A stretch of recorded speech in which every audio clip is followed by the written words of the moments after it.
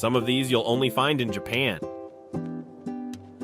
Japan sells stickers that stick onto any bottle. Once it's on, you carry the bottle with an adjustable strap, and these are strong enough that the strap barely ever breaks. In Japan, a company called Fueki makes glue from safe, natural cornstarch. The formula is completely harmless, giving parents real peace of mind and turning an everyday product into something smart and worry-free. Japan is hosting an Olympic-style competition for humanoid robots, more than 2,000 of them, competing across 51 different events.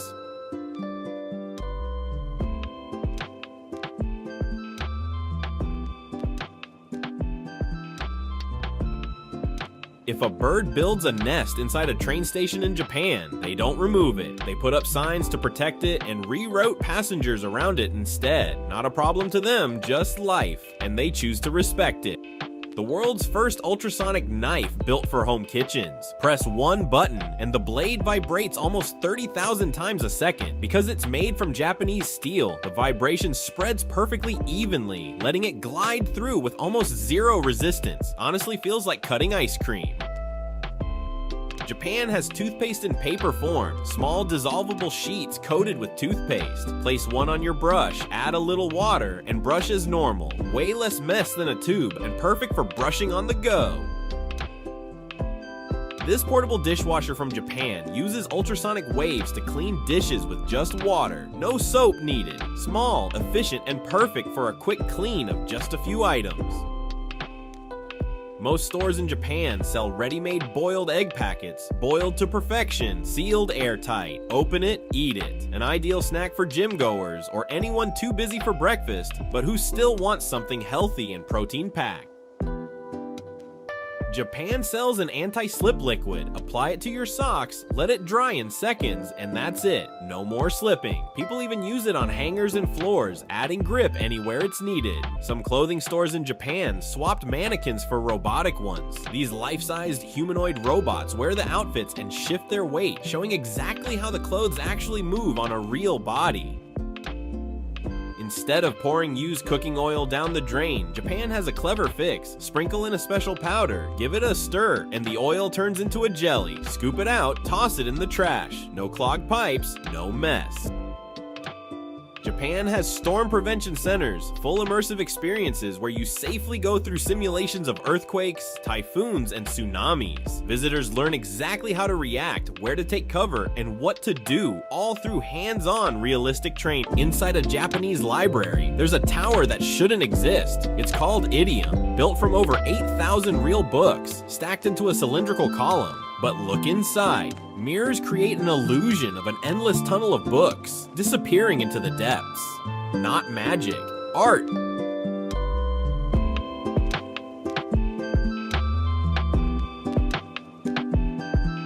Japan's bubble tea comes with turtles as a topping. Before you call the wildlife police, it's just herbal jelly, shaped like a turtle for maximum confusion. Sweet and wobbly. A Japanese company's all-terrain wheeled robot dog, climbing cliffs, racing across rough terrain, built to be your travel companion.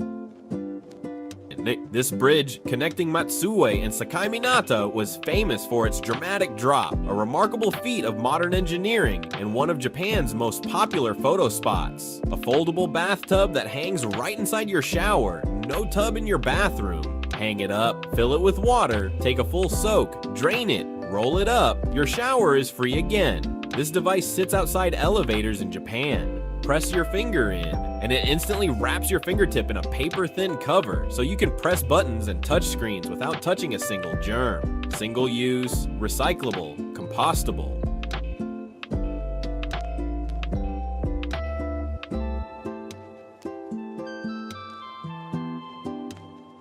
Looks like an ordinary cabinet. It's actually a machine that restores dusty old books without damaging them. Air jets clear the pages. A HEPA filter pulls out the dirt. UVC light disinfects, and a deodorizing filter removes that musty smell. A cleaner book, no hand wiping required.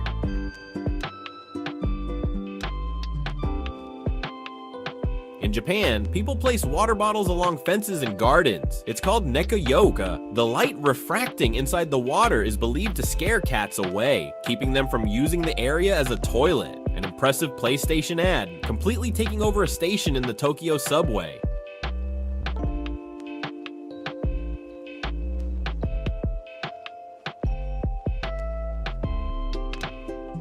Japan's secret weapon against brutal hills, a slope transport system, an inclined lift that carries residents up steep streets, powered by a card locals get through city registration.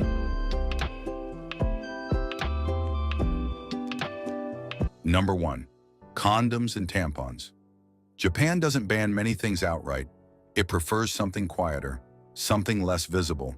A decision made at the cultural level that slowly removes a product from everyday life until, one day, you realize it's just gone. Condoms fall into that category.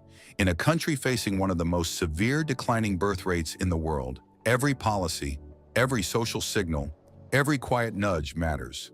And over time, Japan began to treat contraception not as a neutral product, but as something that stood in direct opposition to a national priority: more births. So instead of loudly banning it, instead of turning it into a political fight, Japan simply stopped making it easy. It faded from shelves, from convenience stores, from casual access. You don't see it, you don't reach for it, and eventually you don't think about it the same way. Tampons followed a different path, but arrived at the same destination. Not because of public health, not because of safety, because of modesty. There is a deeply rooted cultural emphasis in Japan on preserving a certain image of femininity, particularly around ideas of purity and privacy. Products associated too directly with the body, especially in ways considered intimate or internal, were gradually pushed out of open retail spaces. The reasoning wasn't written into law. It didn't need to be. It lived in expectation, in what was considered appropriate to display, to purchase, to normalize in public.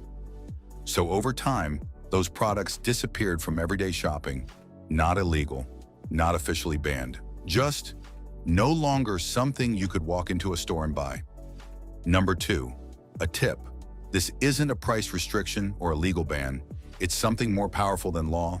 It's culture, and it will not bend for your money. Tipping in Japan is considered rude, not mildly awkward, genuinely offensive. When you leave extra money on a table, the server will follow you to the door to return it.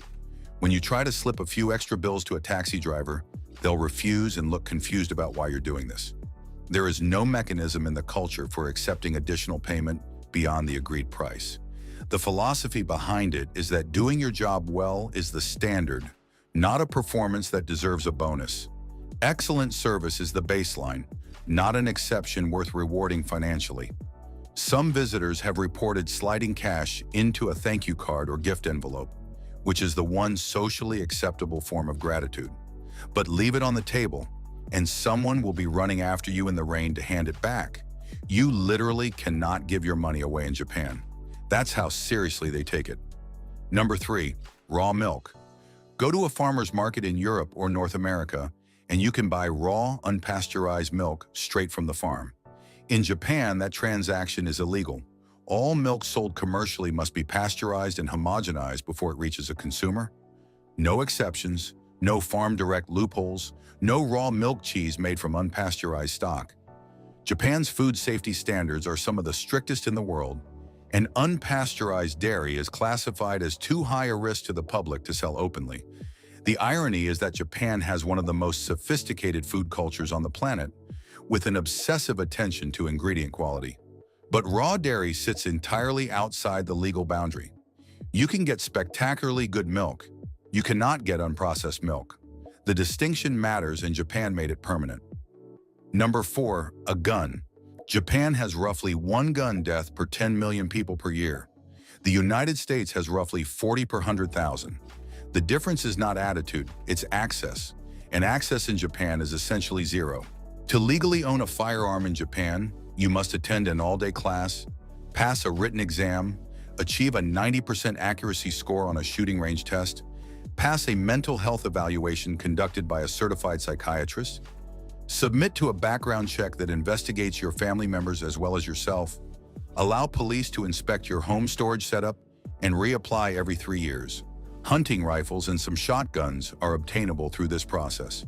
Handguns are banned for civilian ownership entirely. Most people don't bother. The process is designed to be thorough enough that only the genuinely committed pursue it. The result is a country where gun violence is so statistically rare, it barely registers. You cannot walk into a store and buy one. You cannot buy one online. The casual availability that defines firearms access in many countries simply does not exist here. Number 5, a used mattress from a retail store.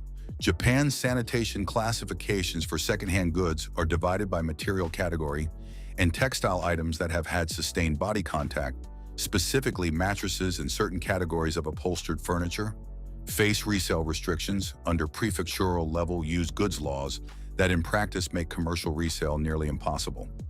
What this means practically is that the second-hand mattress market that exists casually in every other country simply doesn't exist in Japan. Mattresses get disposed of, not resold. The circular economy stops at the bedroom door. Some would call this wasteful.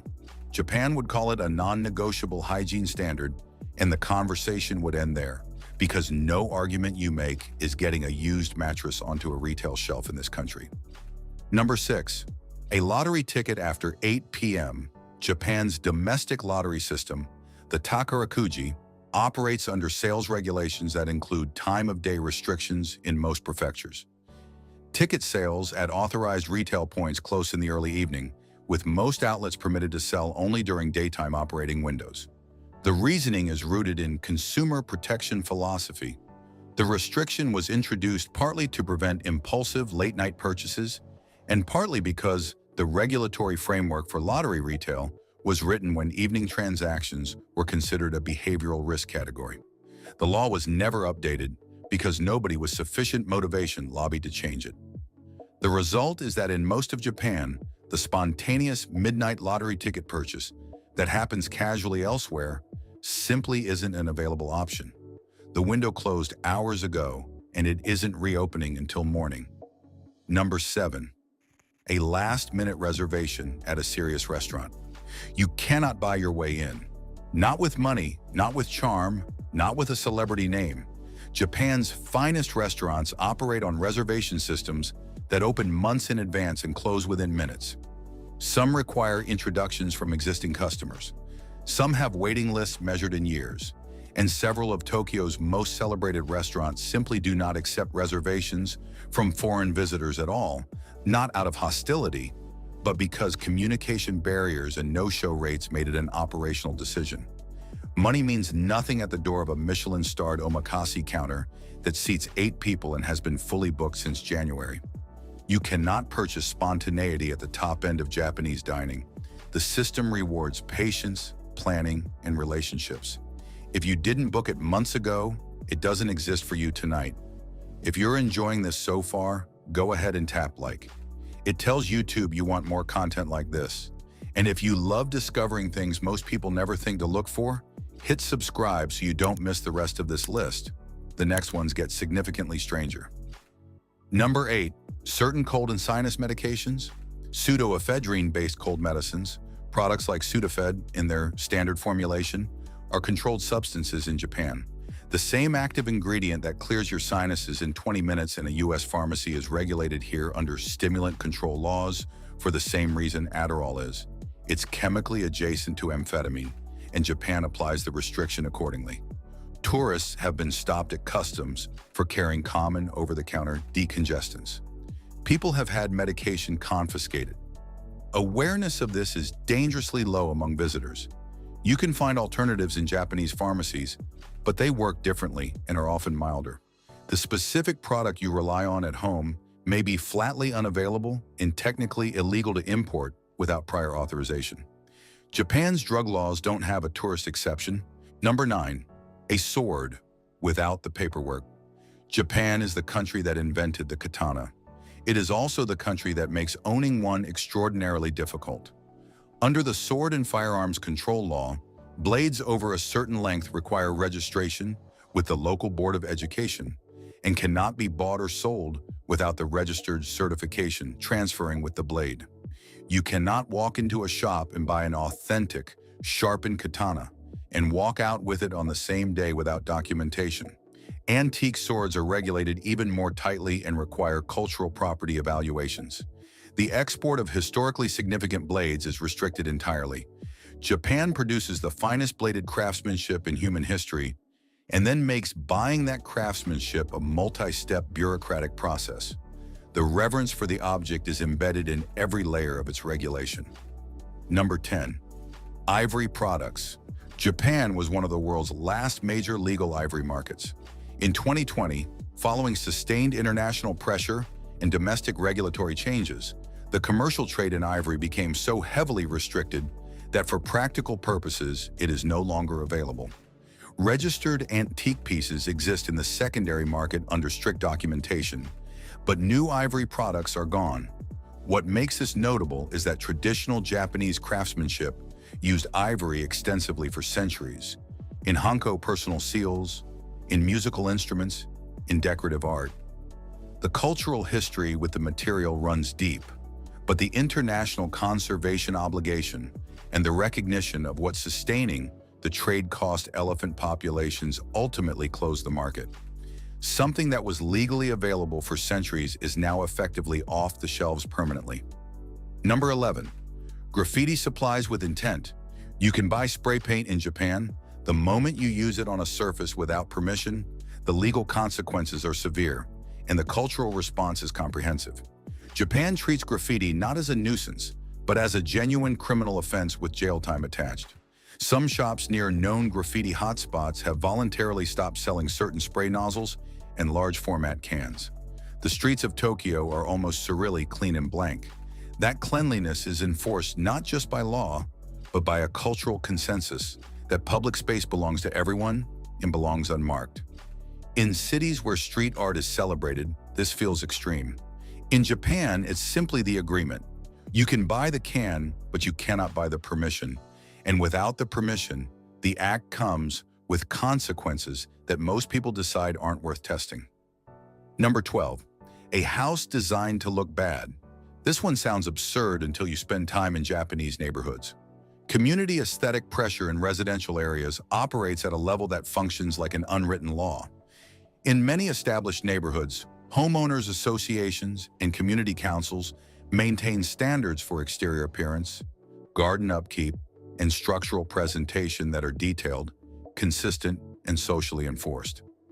A contractor in Japan will tell you that certain design choices simply won't get built, not because they're illegal, but because the builder, the neighbors, and the local council will create enough friction that the project becomes untenable.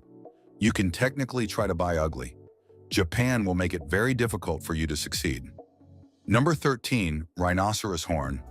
Banned under CITES International Wildlife Treaty obligations, rhino horn has been removed from the Japanese market entirely.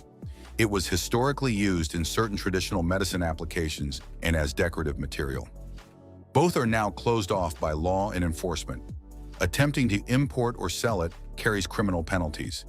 Japan signed the international convention and takes the enforcement seriously. The broader point is that Japan's approach to banned wildlife products is not performative. Customs enforcement is thorough.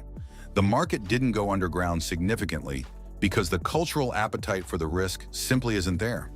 When Japan bans something, the ban tends to actually work. Number 14, an ugly fruit. Not banned, not illegal, just not stocked. Japanese retail standards for produce are so extraordinarily high that misshapen, blemished, or aesthetically imperfect fruit and vegetables never reach store shelves. They're sorted out at the source. A strawberry with an irregular shape goes to jam. A melon with surface blemishing becomes juice. The perfect ones get gift-wrapped and sold individually for prices that would make you blink. You cannot buy an ugly apple in a Japanese supermarket because the supply chain has already removed it before it ever arrived.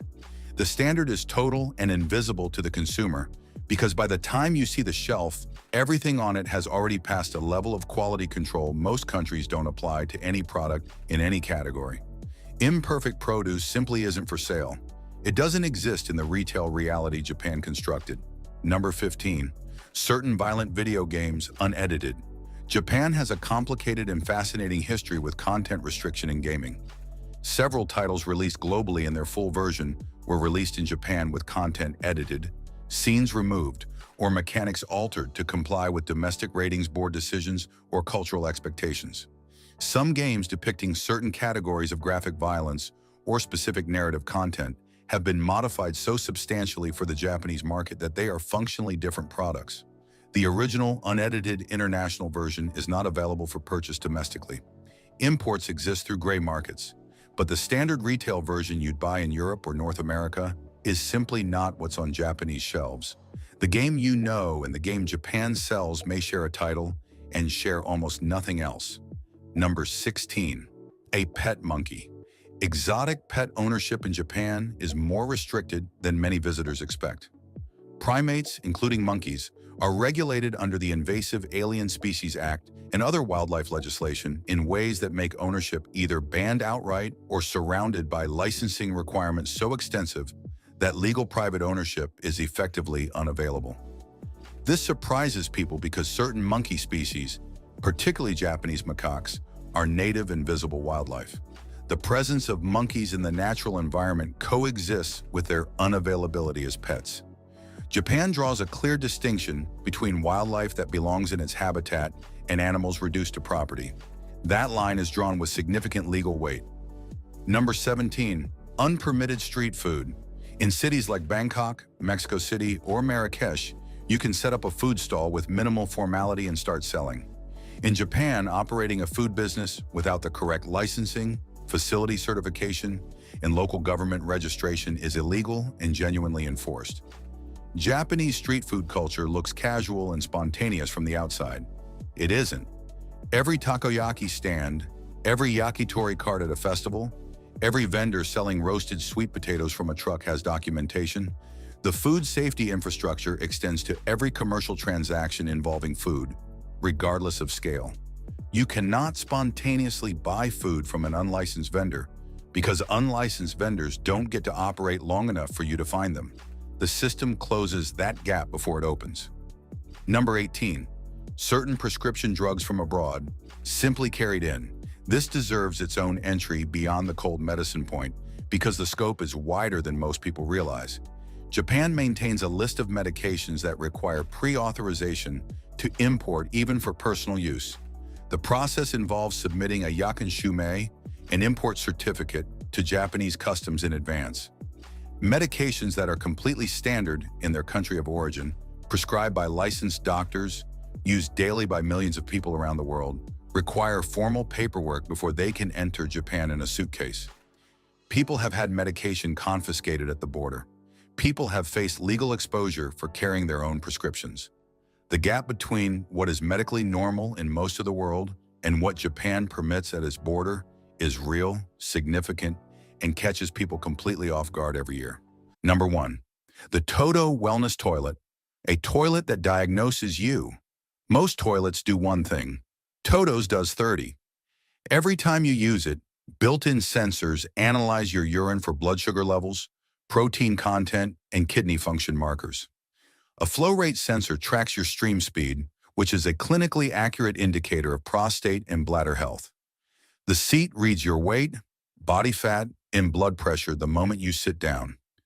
All of it goes straight to an app. Your toilet is silently building a medical profile on you every single morning without you changing a single habit. The goal is catching conditions like diabetes and kidney disease years before symptoms appear. Japan turned the most mundane 2 minutes of your day into a health screening, and you were going to be in there anyway. Number 2, face-reading vending machines. Japan has over 5 million vending machines, one for every 23 people. The newest ones don't just sell things. They study you first. JR East's secure machines use facial recognition to read your age, gender, and expression, then cross-reference the outdoor temperature and time of day before recommending a drink. The front page of the machine literally changes based on who's standing in front of it. Walk up at 7 a.m. looking tired and it pushes iced coffee. 10 p.m. colder weather, it's highlighting warm teas. Payment is your transit card. Face recommendation, tap, drink, walking again in under 10 seconds. Japan built a vending machine that knows you better than you know yourself before your first coffee. Number 3, automated underground bicycle parking. You roll your bike to a small panel on the pavement. Scan your card. The machine grabs it and pulls it underground into a robotic storage tower, stacking perfectly alongside 200 others. 15 seconds. When you come back, scan again, and your exact bike surfaces back up in under 20 seconds. No theft, no weather damage, no chaos. The system is called EcoCycle, built by Giken Ltd., and it operates across Tokyo, Osaka, and dozens of other cities. Above ground, the street looks completely normal, a flush panel and nothing else. Japan took one of the most chaotic elements of city living and made it literally invisible underground. Number 4, the electric salt spoon. This looks like a regular spoon. It isn't. The Kirin electric salt spoon sends a mild electrical pulse to your tongue that enhances salt perception without adding any actual sodium to your food. Low salt meal, normal spoon, tastes like cardboard. Same meal, electric spoon, tastes seasoned. Participants in trials rated their food as tasting 50% saltier with the spoon than without it. It was developed for people managing hypertension and kidney disease who medically can't eat normal sodium levels, but find salt-free food genuinely unbearable. Japan invented a utensil that makes your brain taste something that doesn't exist. For health reasons, using electricity. Number 5, sleep tracking capsule hotels. The new generation of capsule hotels, places like 9 Hours and First Cabin, have turned sleeping into a monitored science experiment that your own bedroom can't compete with. Each pod has a mattress-embedded sleep tracker that measures your breathing, movement, and sleep cycle stages without a single wearable device. Temperature is individually adjustable. Lighting shifts from warm to cool timed to your alarm, pulling you out of sleep gradually instead of jolting you awake. Noise-canceling panels cut ambient sound by 60%. Full sleep quality report waiting on your phone by morning, priced lower than a standard hotel room, not as a budget option, as a design philosophy. Number 6, the smart umbrella with rain forecast alerts. Most umbrellas tell you nothing until you're already wet. Widiaro-san syncs to hyper-local weather data, and when rain is forecast within the hour, the handle glows blue when you reach for your keys. Not a phone notification you'll swipe away. Not an app you forgot to open. The umbrella itself tells you to bring it before you've left the house. It runs on kinetic energy harvested from being picked up and moved. No charging required. Japan solved one of the most quietly infuriating daily problems in the world, leaving your umbrella at home, by making the umbrella responsible for reminding you itself. Number 7, train delay certificates. Japan's trains average under a 1-minute delay across the entire national rail network. When a delay does happen, Japan does something no other country bothers with. It prints you a certificate. Chienshume is issued at station exits whenever a train arrives more than 5 minutes late. You take the stamped paper to your employer or school, and it serves as official documented proof of exactly why you're late. Employers accept it without a single follow-up question. The railway takes the blame, in writing, with a stamp. Japan's trains are almost never late, and when they are, the system formally apologizes and hands you the evidence. Number 8, robot cafes staffed by paralyzed operators. In Tokyo, the Dawn Avatar Robot Cafe is staffed by small robots called Oriheim D. They carry food, pour drinks, and chat with customers. What most visitors don't realize is that every robot is remotely operated in real time by a person with a severe physical disability, a spinal injury, ALS, or another condition that prevents them leaving their home or hospital bed. The operator controls the robot through eye tracking or finger switches and speaks to customers through its speaker. They're not volunteers. They're employees, earning wages, doing actual customer service through a machine that goes where their body cannot. Japan used robotics not to replace human workers, but to give employment back to people the labor market had given up on. If you're enjoying this, tap like. It genuinely helps this content reach more people. Subscribe so you don't miss the rest. It gets significantly stranger from here. Number 9. Cooling mist tunnels on city streets. Tokyo's summer heat hits differently. The humidity and temperature combine in a way that makes standing still feel like a physical effort. Japan's answer is cooling mist arches installed at consistent intervals along busy pedestrian streets and station exits. Ultra-fine water droplets spray into the air and evaporate almost immediately, pulling heat from the surrounding air as they go. You walk through for 3 seconds. Temperature drops 4 to 6 degrees. You don't get wet, you just stop being as hot. Japan didn't just air-condition buildings. It installed outdoor temperature management infrastructure on public streets. The city itself cools you down while you walk through it. Number 10. The self-heating bento box. Pull a tab on the bottom. Wait 10 minutes. Your full meal is hot. No microwave, no outlet, no restaurant nearby. A chemical reaction between calcium oxide and water, triggered by that single tab, heats a chamber beneath your food to above 80 degrees. The same lunchbox you eat at your desk on a Wednesday is part of Japan's civilian disaster preparedness stockpile. Office workers use them on trains. Hikers use them on mountain trails. Emergency services stockpile them for earthquake relief. It's a lunch, it's also a survival tool. Japan decided there's no reason those two things can't be the exact same object. Number 11. Hospital robots that monitor patients between nurses. Toyota's Terapio robot navigates autonomously through hospital corridors, delivering medication and supplies between wards without human guidance, using sensors and live mapping to avoid patients and staff. Panasonic's Hospi goes further. It tracks every patient's location, flags when someone hasn't moved in an unusually long time, and alerts nursing staff to check in. In rural Japanese hospitals facing severe nursing shortages driven by the country's aging population, these robots handle logistics so human nurses can focus on the care that actually requires human judgment. Japan used automation not to replace healthcare workers, but to protect the human parts of healthcare from being buried under the logistical parts. Number 12. The baby mop onesie. Not every Japanese invention is solving a medical crisis. Some are solving the deeply specific problem of floors being dirty, while your baby is already crawling across them anyway. The baby mop onesie is a one-piece infant outfit with mop-style microfiber fringe sewn onto the chest and stomach. Your baby crawls. The floor gets cleaned. You're not doing extra work. The baby isn't doing extra work. It's happening anyway. This is Japan acknowledging a problem, identifying an existing resource nobody was using efficiently, and combining them into a product with a completely straight face. Absurd, logical, inevitable. Very Japan. Number 13. Soundproof karaoke cones for apartments. Japan loves karaoke. Japan also lives in apartments where walls are extremely thin. These two facts created a conflict. Japan built the solution, a cone-shaped muffler you sing directly into while piping your voice and the music back through earphones. You hear yourself at full volume.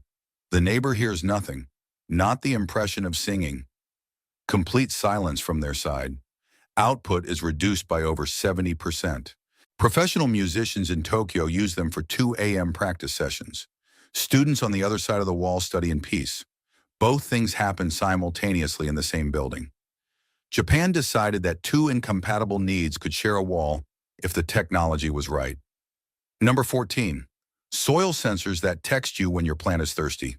Fujitsu's push-in soil sensors monitor moisture levels, light, temperature, and nutrient content for over 300 plant species. When any reading drops below your specific plant's threshold, your phone receives a notification with exact measurements and the amount of water recommended. Not vague, not approximate, calibrated, specific, species accurate. People who have killed every plant they have ever owned report 0 plant deaths after using the system. Japan made it impossible to passively neglect something living. The plant contacts you before it gives up on you, which honestly is more initiative than most people get from plants anywhere else. Number 15. Face mapping smart mirrors in hotels. Panasonic's smart mirror uses a camera and real-time AI analysis to map your pore size, moisture levels, UV damage, and fine line depth across 12 facial zones. It compares today's reading to previous sessions and generates a product recommendation based on your actual current skin condition rather than a general skin type. The recommendation shifts with the season, humidity, and your recent sleep quality, which shows up in specific dehydration and inflammation patterns the mirror has been trained to recognize. It's a dermatologist consultation embedded in a bathroom mirror. Japan put diagnostic technology into something you already stand in front of every morning and made the 6 seconds you spend there actually useful. Number 16. Anti-drowsiness car seat sensors. Toyota's micro-sleep detection seat embeds pressure sensors throughout the driver's seat that track micro-movements in posture, breathing irregularity, and the subtle muscle relaxation that precedes sleep onset. It detects drowsiness before the driver consciously feels tired. First alert, gentle seat vibration. Second confirmed reading, maximum cold ventilation kicks on, audio increases slightly, seatbelt applies a light rhythmic pulse, not a jolt. Just enough interruption to break the slide before it becomes a swerve. Most drowsy driving accidents happen to people who did not feel sleepy at the time. The car knows before you do. And it doesn't wait for you to figure it out. Number 17, vending machines that become emergency shelters. After the 2011 Tohoku earthquake, Japan began installing earthquake-proof vending machines with emergency override capability throughout its cities. When major seismic activity is detected, they automatically unlock and dispense water, food, and supplies for free. No payment, no code, just open access for anyone nearby. Built-in LED emergency lighting, USB charging ports, and real-time disaster alert displays are standard on newer models. Placement follows disaster geography, near schools, hospitals, and known evacuation gathering points. Japan turned objects people walk past without a second thought into emergency infrastructure that activates automatically when everything else stops working. They didn't build extra systems. They upgraded the ones already everywhere. Number 18. The Frigizu guilt-tripping fridge alarm. A small plastic animal that lives on your refrigerator shelf and greets you cheerfully every time you open the door. Leave it open past 30 seconds and the cheerfulness ends. The animal grows increasingly distressed, louder and more pointed the longer you stand there, until you close the door and it settles back into calm satisfaction. Completely absurd. Households using it reduced fridge door open time by an average of 40%. Not because anyone was monitoring their behavior, because nobody could emotionally handle listening to a small plastic penguin have a breakdown while they decided between leftovers. Japan changed energy behavior by making the appliance have feelings about it. Number 19. Stroller assist escalator tracks. Japanese train stations noticed parents with strollers were avoiding certain exits because escalators made navigation impossible. The solution wasn't a separate elevator in an inconvenient corner. It was a shallow-angled channel built into the side of each escalator step that lets a stroller wheel sit in it and ride up smoothly alongside the parent. Hold the handle, step on, tilt slightly. The escalator carries both of you. No lifting, no collapsing, no hunting for the elevator. Retrofitted into hundreds of existing stations at minimal cost. The modification took weeks. The daily impact on every parent in every station was immediate and permanent. Japan found the problem people were navigating around silently and quietly removed it. Number 20. The infinite bubble wrap keychain. Japan made a silicone keyring pad with 100 small domes that simulate the exact tactile feel and sound of popping bubble wrap. Press one down, It pops with correct resistance and sound and resets immediately. Infinite. Every eighth pop triggers a random sound. A dog bark, a small fanfare, something unexpected. Nobody knows which one is coming.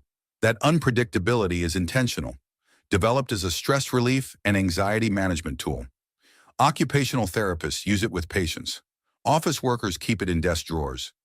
It solved the tragedy of finished bubble wrap and somehow became a therapeutic device in the process. Japan aimed low, hit precisely, and nobody was mad about it. Number 21. Rain reactive road markings. Certain pedestrian areas and crosswalks in Japan use a surface coating that becomes dramatically more visible the moment water hits it. Dry conditions, it looks like standard road paint.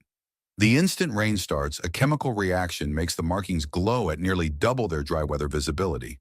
This is exactly when visibility matters most and exactly when road markings are traditionally hardest to see. Japan engineered a safety feature that strengthens itself precisely as the conditions that make it necessary get worse. The solution intensifies with the problem. That's not just smart design. That's a completely different way of thinking about what design is supposed to do. Number 22. Sleep pods on bullet trains. Japan's Shinkansen already runs at 320 kilometers per hour with punctuality so precise that a 1-minute delay triggers a public apology. Some long-distance operators have now added individual sleeping pods to select services, private sliding panel enclosure, flat sleep surface, blackout blind, directional lighting, noise-canceling panels reducing engine sound by 70% inside the pod, vibration dampening base. You board in Tokyo, seal the pod, sleep 4 hours, and step off in Osaka completely rested. No hotel booking, no check-in, no night wasted. Japan answered the question of how to rest in transit by making the transit itself the rest. Number 23. Chopsticks with a built-in cooling fan. Look, not every invention needs to change medicine or reshape cities. Some of them exist to solve the precise and very real problem of ramen being too hot to eat immediately. The chopstick fan is a small battery-powered fan built into the handle that blows cool air across your noodles as you lift them. By the time they reach your mouth, they're at the right temperature. No waiting, no blowing, no burning your tongue and pretending you're fine. Completely over-engineered. Absolutely the correct answer. Japan doesn't only solve the big problems. Sometimes it solves Tuesday, and Tuesday is where most of life actually happens. Number 14. Tactile floor strips. Look down at any sidewalk, any platform, any train station entrance, any public building in Japan, and you will see them. Long ribbons of yellow plastic running along the floor, raised slightly above the surrounding surface, textured with either rows of small bumps or a series of parallel bars. To a sighted person, they are background, almost invisible after a day in the country. To a blind person, they are the entire grammar of the city. The bumps mean stop. You have reached an intersection, a platform edge, a decision point. The bars mean continue. The path runs forward in this direction. A person who has never seen a Japanese city can cross it on foot, find the train, board the correct platform, and exit at the correct station, all by reading the floor through the soles of their shoes. The system was invented in Okayama in 1965 by a man who watched a blind friend struggle to cross a street and decided that afternoon that the city itself should be readable. 60 years later, the strips are everywhere. They cost almost nothing to install. They have given an entire population of citizens back the ability to move through the world independently. And the Western city that boasts of its accessibility, in most cases, has not even thought to install them. Number 13. Two-way orientation slippers. Walk into the bathroom of a traditional Japanese home, and beside the door, you will find a pair of slippers. Look closer. The slippers do not have a front and a back. They have two fronts. Whichever way you step out of them, facing the toilet or facing the door, the next person to use them will find them already pointing the correct direction to step into. No bending down. No turning them around with a foot. No standing on a wet floor while trying to wedge a slipper the right way around. The genius of the design is that it does not require the previous user to think about the next user. The slippers themselves remember. The household member rushing into the bathroom at 3 in the morning, half asleep, never has a single small frustration with the footwear. The thing is solved before anyone notices it is a thing. Western slippers, by contrast, are wrong half the time you reach for them, and have been for the entire history of slippers. Number 12. The erasable ink pen. It looks like an ordinary ballpoint. It writes like one. The ink flows in a clean, dark blue or black line across the page, exactly as a fountain pen would. But built into the cap, instead of a clip, is a small rubber pad. And when the writer drags the pad across a finished line of text, the line vanishes. Completely. No smear, no shadow, no eraser shavings. The trick is in the ink itself, a thermosensitive pigment that becomes invisible when heated above a specific temperature by friction. The pen was invented in Japan and has quietly become one of the most successful pen designs in modern history.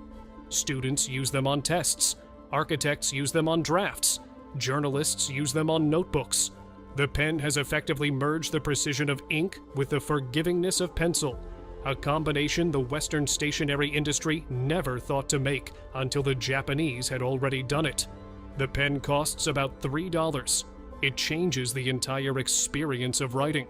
Number 11. The moisturizing tissue. It looks like an ordinary pocket tissue, sold in the same crinkly little packets as anywhere else. Pull one out, however, and the paper does not feel like paper. It feels faintly soft, slightly weighty, almost cloth-like. The fibers have been infused at the manufacturing stage with a fine, even layer of lotion, glycerin, sometimes a touch of camellia oil, bonded into the paper rather than added on top of it. The tissue does not leave the red, raw, sandpapered nose that an ordinary tissue produces by the end of a winter cold. It cleans and it conditions in a single pass. The person reaching the bottom of a packet of these tissues during a heavy cold has skin in better condition than when they started, not worse. The packet costs a little more than an ordinary one. The difference is so obvious that within a single week of using them, the user cannot understand how the rest of the world has accepted dry tissue paper as the default for as long as it has. Number 10. The Instant ID Photo Booth. Tucked into the corner of every train station, every shopping mall, every convenience store row, sits a small private booth, curtained, lit cleanly from above and the sides, with a screen and a stool inside.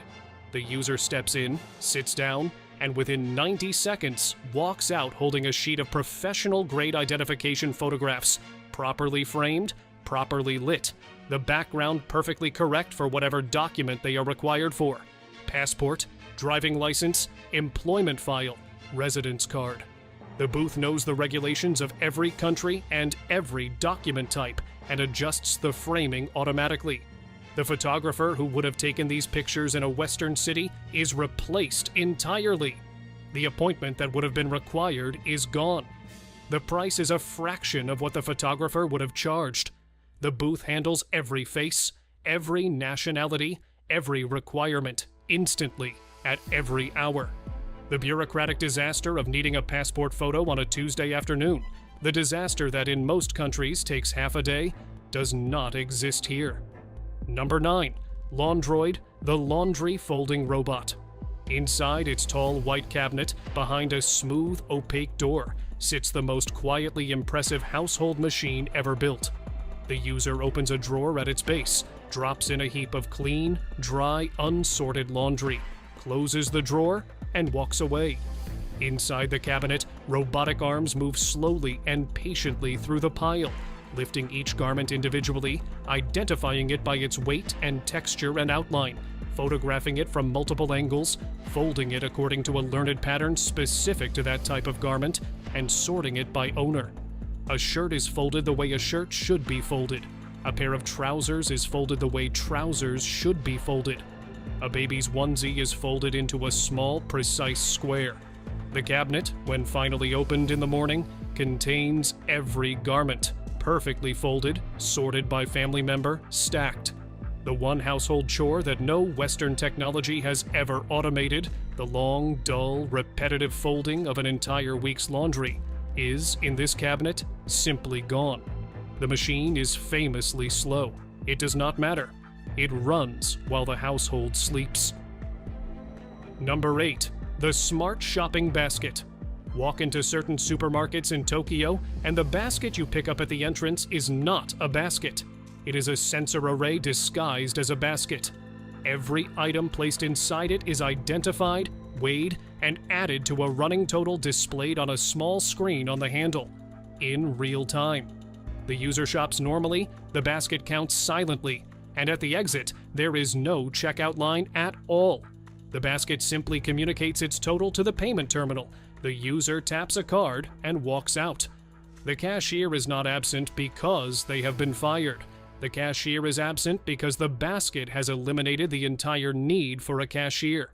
A trip to the supermarket that, in any other country, ends with 15 minutes of waiting behind someone arguing about a coupon, ends here in 0 seconds of waiting. The technology is not new. The willingness to deploy it at this scale is what is new. And the moment you have used one, the standard Western supermarket, the lines, the conveyor belt, the careful bagging while 3 people behind you sigh, feels like an artifact of a previous century. This is the point where the list deepens, because every single one of the next 6 ideas is going to feel, to a Western viewer, like something that should already exist in their own country, and does not. We are no longer in the territory of new technology. We are in the territory of willingness. The willingness, at some point in the past, to look at a small problem and refuse to accept it. Number 7. The umbrella sleeve at the entrance. Walk into any office building, any department store, any post office on a rainy day in Japan, and beside the door is a slim plastic dispenser, no larger than a tall trash can. The visitor approaches with a wet umbrella, inserts the tip into the top of the dispenser, pulls the umbrella back out, and the umbrella is now wrapped in a tight, transparent plastic sleeve from tip to handle. No water drips on the floor. No staff member has to mop. No yellow caution sign has to be deployed. No visitor slips. The sleeve is removed on the way out and dropped into a recycling bin. The single most common cause of indoor accidents on rainy days, a wet floor created by 100 dripping umbrellas, does not exist in this building because the building solved the problem at the door rather than mopping it up later. The dispenser costs less than a chair. The savings in cleaning, in liability, in dignity are enormous. The Western office building, by contrast, deploys a yellow plastic A-frame and hopes for the best. Number 6. The heated toilet seat timer. Setting aside the technological extravagance of the Japanese toilet itself, there is a single, almost invisible piece of intelligence built into nearly every heated seat in the country. The seat learns when the household uses it. Over the first few days in a new home, the seat's small embedded processor logs the hours at which it is most frequently sat upon. After a week, it stops heating during the hours nobody is awake and warms itself precisely in time for the moments the household needs it. The energy savings, in a country where electricity is expensive and houses are small, are quietly significant. But the deeper achievement is invisible. The seat has stopped wasting heat. It has stopped wasting itself. The appliance has, in the smallest possible way, become aware of the family it belongs to. The household member entering the bathroom at 6:30 every morning finds a warm seat. The household member who never visits the bathroom at 3 in the afternoon does not pay for a warm seat at 3 in the afternoon. The toilet has learned the schedule. Number 5. The quiet train carriage. On every commuter line during rush hour, one carriage out of every train is marked with a quiet sign on the platform as the silent carriage. Inside that carriage, by an unspoken agreement that no law enforces, nobody speaks. Nobody answers their phone. Nobody plays music loud enough to leak from their headphones. The carriage is full to capacity, packed shoulder to shoulder, and yet the only sounds are the wheels on the rails and the soft hiss of the doors at each station.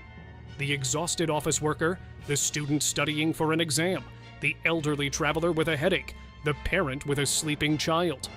Every one of them has been given, for the price of standing in a particular carriage, a small piece of silence.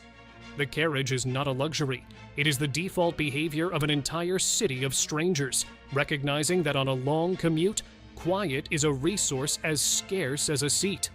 The Western commuter, by contrast, rides through a wall of phone calls, music leakage, and shouted conversations, because no carriage on any train in the West has ever been quietly designated as the place where you do not. Number 4. The konbini. The Japanese convenience store is not a category of shop. It is a piece of civic infrastructure that happens to be privately owned. Open 24 hours on every block, in every district, in every town.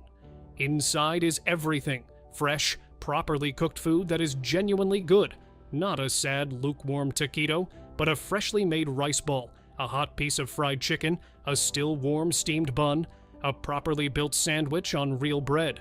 Beside that, a working ATM, a printer for tickets and documents, a fax machine, a public bathroom that is clean, a system for paying utility bills, a counter for sending parcels, a place to top up a transit card, and in some, a small dining counter where the user can eat the food they just bought. The store is, in effect, a small city hall, post office, cafe, and bank, open at all times, available to anyone, for almost no money at all. The Westerner who has lived inside a konbini for a single week cannot return to the wasteland of their own local store without grieving. The infrastructure is not technologically advanced. It is simply taken seriously by every chain that operates one every hour of every day with a consistency the rest of the retail world has never matched. Number 3, the Bo-activated train departure. This one you will not believe until you have seen it.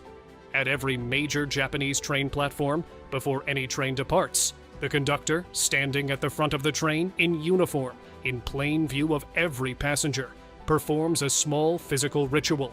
They point at every signal in turn. They point at the platform clock. They point at the platform itself. They call out audibly what each one indicates. The procedure is called Shisa Kanko, pointing and calling, and it is the reason the Japanese rail network has, by a wide margin, the lowest human error rate of any rail system on Earth. The conductor is not performing a quaint old gesture. The conductor is forcing their own brain to verify, physically and verbally, every condition that has to be true for the train to leave safely. The studies that have been done on this ritual elsewhere, including by industries that have since adopted it, suggest the practice cuts human error by something in the order of 80%. 80%. A small motion of an arm and a pointed finger. The single largest safety upgrade in transit history is, it turns out, a man bowing slightly toward a clock. The Western train conductor, by contrast, leans out of the window, glances down the platform, and trusts the moment. The two systems are not equivalent. Number 2, the 10-year receipt. Save the receipt from any purchase at any major Japanese department store, fold it once, and put it in a drawer. 10 years from now, with that receipt and the original item, the store will repair, replace, or service the item, sometimes for free, sometimes for a small fee, far below what a new one would cost. The kettle that broke, the umbrella whose spokes snapped, the kitchen knife that lost its edge, the jacket that lost a button, the wallet whose stitching gave out. The shop assistant does not check whether the receipt has expired, because the receipt does not expire. The relationship between the seller and the buyer is not concluded at the moment of sale. It is opened. The store has built into its business the assumption that the goods it sold are still its responsibility for the entire useful life of the object, and the customer in return becomes a customer for life. The Westerner who has tried to return a faulty kettle to the shop they bought it from 3 months ago and been told the warranty has expired cannot believe this system exists. The system is older than the warranty itself. It has simply been quietly preserved by the shops that decided their reputation was worth more than the cost of an occasional repair. The drawer of folded receipts is one of the strangest cultural artifacts in the country. It is also one of the most powerful. Number 1. The lost wallet. And here is the last one. Drop a wallet on a train in Tokyo. Drop it, walk away, get home. Realize what has happened. In any other major city in the world, the wallet is gone, and the money inside it, and the cards, and the small things you cannot replace. In Tokyo, you do something almost no Western mind can quite accept on first hearing. You walk into the nearest police box, you describe the wallet, and you wait. And in the vast majority of cases, well over 90% in the city's published recovery statistics, the wallet is returned to you, intact, with every yen still inside it, sometimes within hours, almost always within days. The wallet has not been guarded by surveillance. It has not been recovered by detectives. It has been picked up by a stranger, on a train or on a sidewalk, who carried it to the nearest police box and handed it over, because that is what a person does in this city when they find a wallet. The behavior is not enforced. It is not policed. It is not even taught explicitly. It is simply the agreement that this city somehow has kept for longer than anyone alive can remember.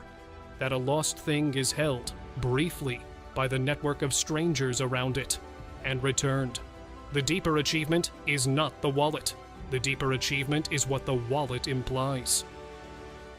A city of 37 million people has built, at no cost, with no technology, with no infrastructure beyond the small police boxes already on every other corner, the single most effective lost and found system ever invented by any society in human history. It is run by everyone. It is run by nobody. It runs because everyone has agreed that it should. And once you have lived inside that agreement for even a single month, the Western city, where a dropped wallet is a wallet gone, feels like a place that has quietly given up on something.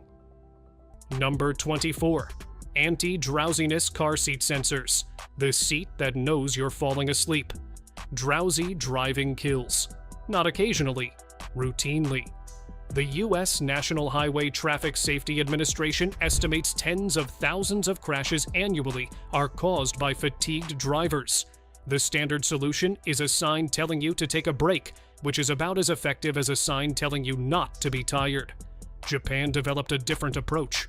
Toyota and several Japanese automotive engineering firms have been developing car seat systems embedded with arrays of sensors that monitor the driver's vital signs continuously, without any wearable device, without any camera pointing at their face, and without requiring them to do anything differently than they normally would.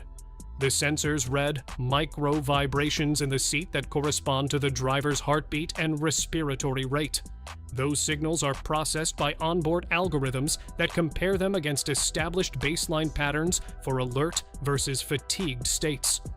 It will activate a visual warning on the screen.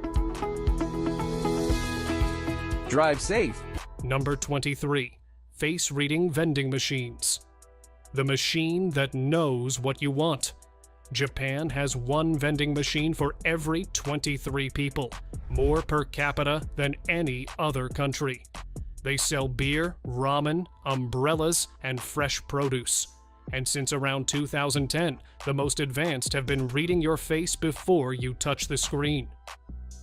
JR East Water Business deployed machines at Tokyo Station with cameras that analyze estimated age, gender, and time of day, then surface drink recommendations calibrated to those factors before the customer has made any selection. A man in his 40s during morning commute hours sees a different recommended front page than a woman in her 20s at midday.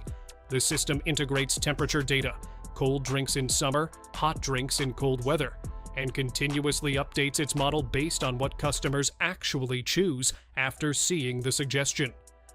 Ooh, it's a fiber-rich salad. It's got a type of sweet potato called Beni Haruka. Number 22. Smart grocery baskets with auto scanning. Check out while you shop. In 2016, Panasonic unveiled the Reiji Robo system with Lawson convenience stores in Osaka. A shopping basket with embedded RFID readers that scan every tagged item placed inside it automatically, maintaining a running total as the customer shops. When done, the basket is placed on the checkout station. Its base slides open, the contents drop gently into a waiting bag. The total appears. Payment is made. Cashier interaction time, near zero. The system required every product to carry an RFID tag rather than a standard barcode, a significant infrastructure investment. But the result is a checkout experience where shopping and paying are effectively merged. はい、スキャンできます。今日のお昼はこれにします。 Number 21. Heated shoe insoles. Solving winter from the ground up. Hokkaido winters are brutal. Temperatures well below freezing for months, snow measured in meters. Japanese product designers address the problem from the most mechanically logical point, the sole of the foot, where heat loss is most consequential. Electrically heated insoles from companies including Koyama use flexible heating elements distributed across the insole surface to maintain consistent warmth, regardless of external temperature. Early versions were battery-powered with fixed heat settings. Modern iterations include Bluetooth and companion apps that adjust temperature remotely, set heating schedules tied to your commute, and monitor battery level without removing your shoes. The insole format is the Insight. It heats where it matters most, the foot-to-ground contact surface, without the bulk of winter boots. This matters enormously in Japan, where shoes come off at the door of almost every private home. A heated insole inside normal shoes provides winter warmth without requiring winter footwear. One product, two problems solved. Number 20. Self-heating. Ramen containers. Boiling water without fire. The mechanism is chemistry presented as convenience. Inside the base of the container, quicklime, calcium oxide, is separated from a water sachet by a thin membrane. Pull a tab and the membrane ruptures. Quicklime and water react in an exothermic reaction, generating temperatures above 100 degrees Celsius in the sealed chamber below the food compartment. No flame, no electricity, no microwave. The container generates its own heat.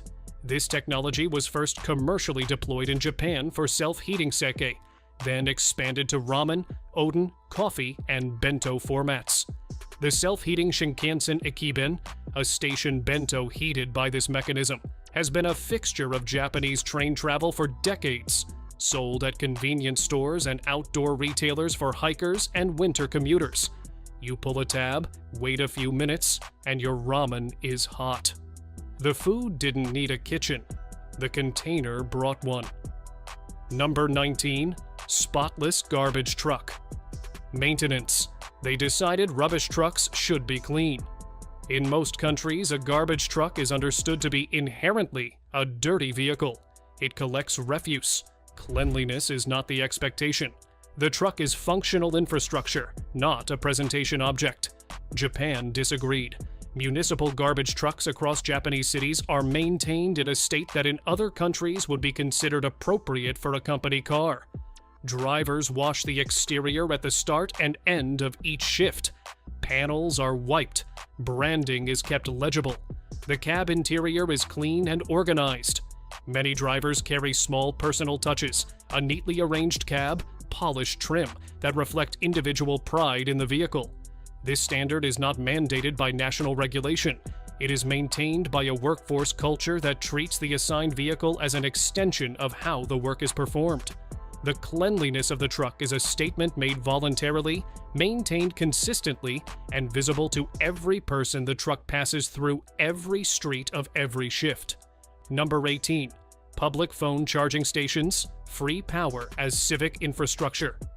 In Japanese train stations, shopping centers, and public squares, free phone charging stations are installed as standard civic amenity, the same category as a public bench or a water fountain. not the for-profit kiosks that populate airports in other countries, charging by the minute from a locked cabinet. Open, free charging points, USB-A, USB-C, wireless pads, maintained by municipal authorities or station operators. No payment, no login, no membership, no time limit. The philosophy Japan applies to public space broadly. Infrastructure should solve the problems people actually experience while using it.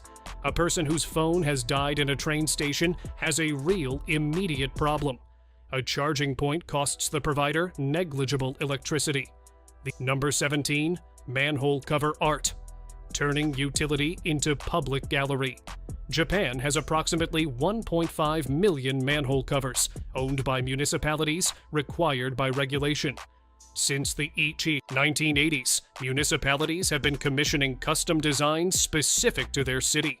Kochi's covers feature the Yosakoi dance, Nagoya's show, Nagoya Castle. Coastal towns depict marine life. Some are cast in color using enamel processes that require a genuine double-take to confirm they are infrastructure rather than sculpture. This created an entirely new tourism category, manhole cover collecting, where enthusiasts travel across prefectures to photograph local designs. A formal trading card series, manhole cards, issued free by municipalities to visitors at designated locations, generates measurable tourism revenue for small towns whose primary attraction is, technically, a drain. Number 16. Umbrella vending machines. The solution. Where the problem is transparent plastic umbrellas are sold in vending machines positioned at the exits of train stations, shopping centers, and convenience stores. The placement is deliberate, exactly at the moment the customer discovers it is raining, as they approach the exit and see the weather.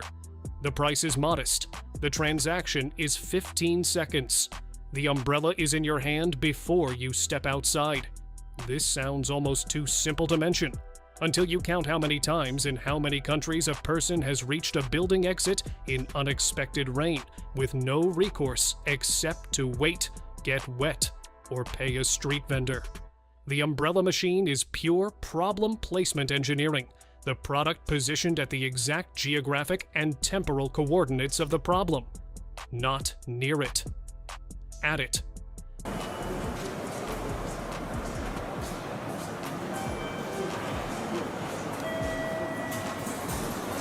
Number 15, LED road. Studs that respond to rain and speed. Japan's road infrastructure includes intelligent LED studs embedded in road surfaces and guardrails that respond dynamically to conditions.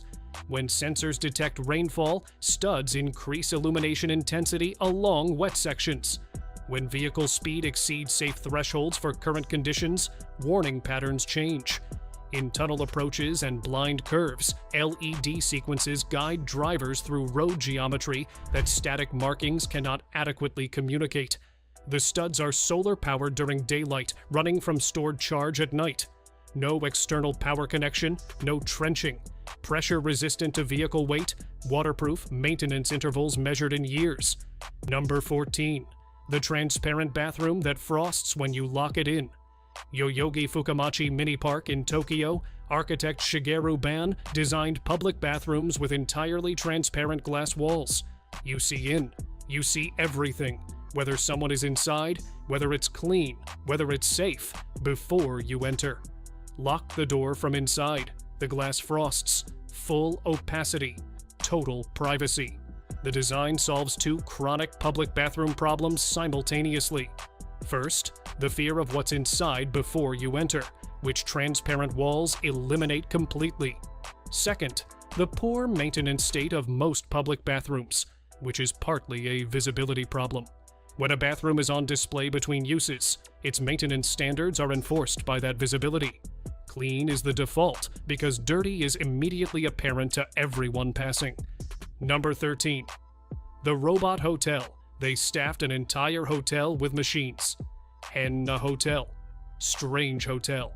Opened in Nagasaki in 2015 and holds the Guinness World Record for first hotel primarily staffed by robots.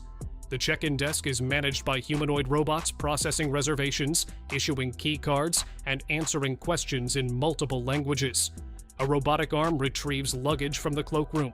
Facial recognition replaces room keys. Guests unlock doors by standing in front of them. The operational model was the idea, not the spectacle. Labor costs are the single largest expense in hotel management. A robot check-in system that handles most guest interactions without wages, sick days, or shift scheduling represents a fundamentally different cost structure. The robots were eventually reduced after some units proved frustrating. The ratio of robot to human staff was adjusted. But the concept it launched, a systematic examination of which hotel functions require human judgment and which can be reliably automated, is now an active question throughout global hospitality. Number 12. Automated multi-story parking towers. Cars stored like library books. Land is the most constrained resource in Japan's dense urban centers. A standard surface parking lot in Tokyo represents an extraordinary land cost per vehicle space. The answer: mechanical parking towers where a car is driven onto a platform, the driver exits, and the car is transported by internal elevator and carousel systems to an assigned space, stacked vertically, arranged horizontally, no ramps, no internal driving lanes, no wasted space. To retrieve the vehicle, the driver uses a ticket or app at the exit terminal. The system locates the car, navigates it back through the carousel to the exit platform, and presents it facing the correct direction, ready to drive, in roughly 90 seconds. These towers store 50 to 200 vehicles in a footprint that would hold 5 to 15 conventional spaces. Land efficiency ratio, 10 to 1. Number 11. Forest bathing. As prescribed medicine, Shinrin-yoku. In 1982, Japan's Ministry of Agriculture, Forestry, and Fisheries coined Shinrin-yoku, forest bathing, and backed it with a funded research program that ran for over 20 years, producing a body of scientific literature that changed how medicine thinks about environments. The results were measurable and reproducible. Time spent immersed in forest environments reliably reduces cortisol, lowers blood pressure, decreases heart rate, and increases natural killer cell activity, a direct measure of immune function. The compounds responsible are phytoncides, antimicrobial volatile chemicals released by trees and absorbed through the respiratory system during normal breathing in a forest environment. These are not placebo effects. They show up in blood draws and saliva samples before and after controlled forest exposure. Number 10. The Depachica, a gourmet city underground. Depachica, Depato, department store, plus Chica, underground, is the basement food hall of a Japanese department store, and it is one of the most remarkable retail environments on Earth. A standard Depachica contains between 50 and 200 individual food vendors, artisan bakeries, regional sake producers, premium confectioners, sushi counters, hot prepared food stalls, French pastry operations, fresh noodle makers, fruit sellers with individual grapes priced at thousands of yen. Not food court stalls, full businesses operating at standalone premium shop standards, compressed into a dense, curated environment. Number 9. Escalator lane. Etiquette, an unwritten law. Everyone follows in Japanese cities. There is an unwritten rule governing escalators. Stand on one side, leave the other clear for walking. In Tokyo, stand left, walk right. In Osaka, stand right, walk left. These conventions are posted nowhere, enforced by no authority. Transmitted entirely through observation and social expectation. Learned the way language is learned, by being in the environment long enough to absorb the pattern. Compliance is high enough that the walkable lane flows continuously on busy escalators. A tourist standing on the wrong side will find a patient queue forming behind them within seconds. Not aggressive, not verbal, just a density of people waiting for the obstruction to resolve. The social pressure is enough. It always is. What Japan created here is spontaneous, cooperative infrastructure. A behavioral convention with the measurable efficiency properties of an engineered system. Number 8. Coin locker culture. temporary storage as civic utility. Coin lockers in Japan are not an afterthought of station design. They are planned, scaled, continuously iterated infrastructure that treats temporary personal storage as a genuine urban need. Major Tokyo stations contain thousands of individual lockers in multiple size categories, from laptop bag units to full rolling suitcase capacity. Payment by IC card, cash, or QR code. Remotely reservable, accessible anytime within the rental period, extendable online. Some stations offer temperature-controlled units for perishable items. Availability updates in real time so users can check before arriving. Number 7. Sound-absorbing highway walls with embedded aesthetics. Japan's elevated expressways pass through dense urban and suburban areas where traffic noise is a persistent quality-of-life problem for millions of residents. The highway sound barrier, typically a plain concrete or metal panel, has become in Japan a designed object. Japanese barriers are engineered for acoustic performance first. Multi-layer construction tuned to vehicle noise frequencies, curved profiles that deflect sound upward rather than reflecting it back into lanes, and transparent acrylic panels in residential areas that maintain noise performance without the visual dominance of solid walls. Number 6. Cat cafes, monetizing animal companionship without ownership. The cat cafe originated in Taiwan in 1998, but was adopted, refined, and proliferated in Japan from 2004 to a degree that made the format globally synonymous with Japanese urban culture. By 2010, Tokyo alone had over 60 cat cafes. The format had become a recognized commercial category with its own regulatory framework. The insight it operationalized was specific. A large proportion of Japanese urban apartment leases prohibit pet ownership. The demand for animal companionship, documented to reduce cortisol and improve psychological well-being through mechanisms similar to Shinrin-yoku, existed in a population legally unable to fulfill it at home. The cat cafe became the infrastructure that bridged the gap. Japan's cat cafes employ resident cats socialized for the environment, managed by staff monitoring health, rotation, and rest periods, and regulated by animal welfare guidelines establishing minimum care standards. Number 5. Temperature display. Bath faucets. The tap that tells you before you touch Japanese bathroom faucets and shower units. Commonly featured digital temperature displays built directly into the fixture, a small readout showing current water temperature before, during, and after contact. You do not put your hand under the water to check. The number tells you. This is most consequential at the extremes of the age range. Young children and elderly people face the highest risk of scalding from hot water contact. A digital readout removes the need to test by touch, which itself carries injury risk if the water is too hot. For elderly users in Japan, where the bathing tradition involves very hot water and where bathing-related incidents including heat stroke are a documented health concern, confirming temperature before immersion is a measurable safety feature. Number 4. Construction site hoardings as community experience. When a construction site goes up in Japan, the hoarding surrounding the perimeter is treated as a design brief, not an afterthought. Major construction hoardings in Tokyo and Osaka are covered with commissioned artwork, architectural illustrations of the completed building, historical photographs of the site's previous occupants, or carefully produced graphic schemes that turn the disruption into something worth looking at. Children's hospitals under construction have produced hoardings decorated with characters and educational content at child height. Landmark projects have commissioned local artists. Some hoardings incorporate small windows so passersby can watch the construction rather than face only an opaque barrier. Number 3. IC card transit system. One card for everything. Japan's Suica, Passmo, and regional IC card variants form a contactless infrastructure that has become one of the most integrated civilian payment systems anywhere on Earth. A Suica card works on virtually every train, subway, bus, and monorail across Japan, across different operators, different cities, different fare structures, without any additional setup or registration.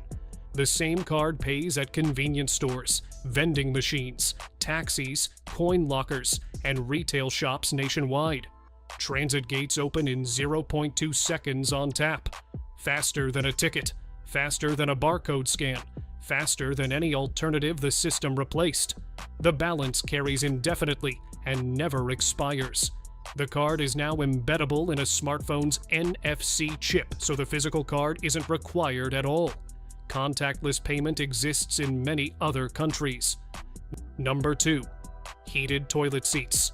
The thing that makes everywhere else feel unfinished. Over 80% of Japanese households have a toilet with a heated seat. The seat is pre-warmed to body temperature before you sit. The toilet knows you're approaching because of a motion sensor in the room, and the seat begins warming as you enter. Sitting on a cold toilet seat in winter is so universally uncomfortable, it has become a figure of speech.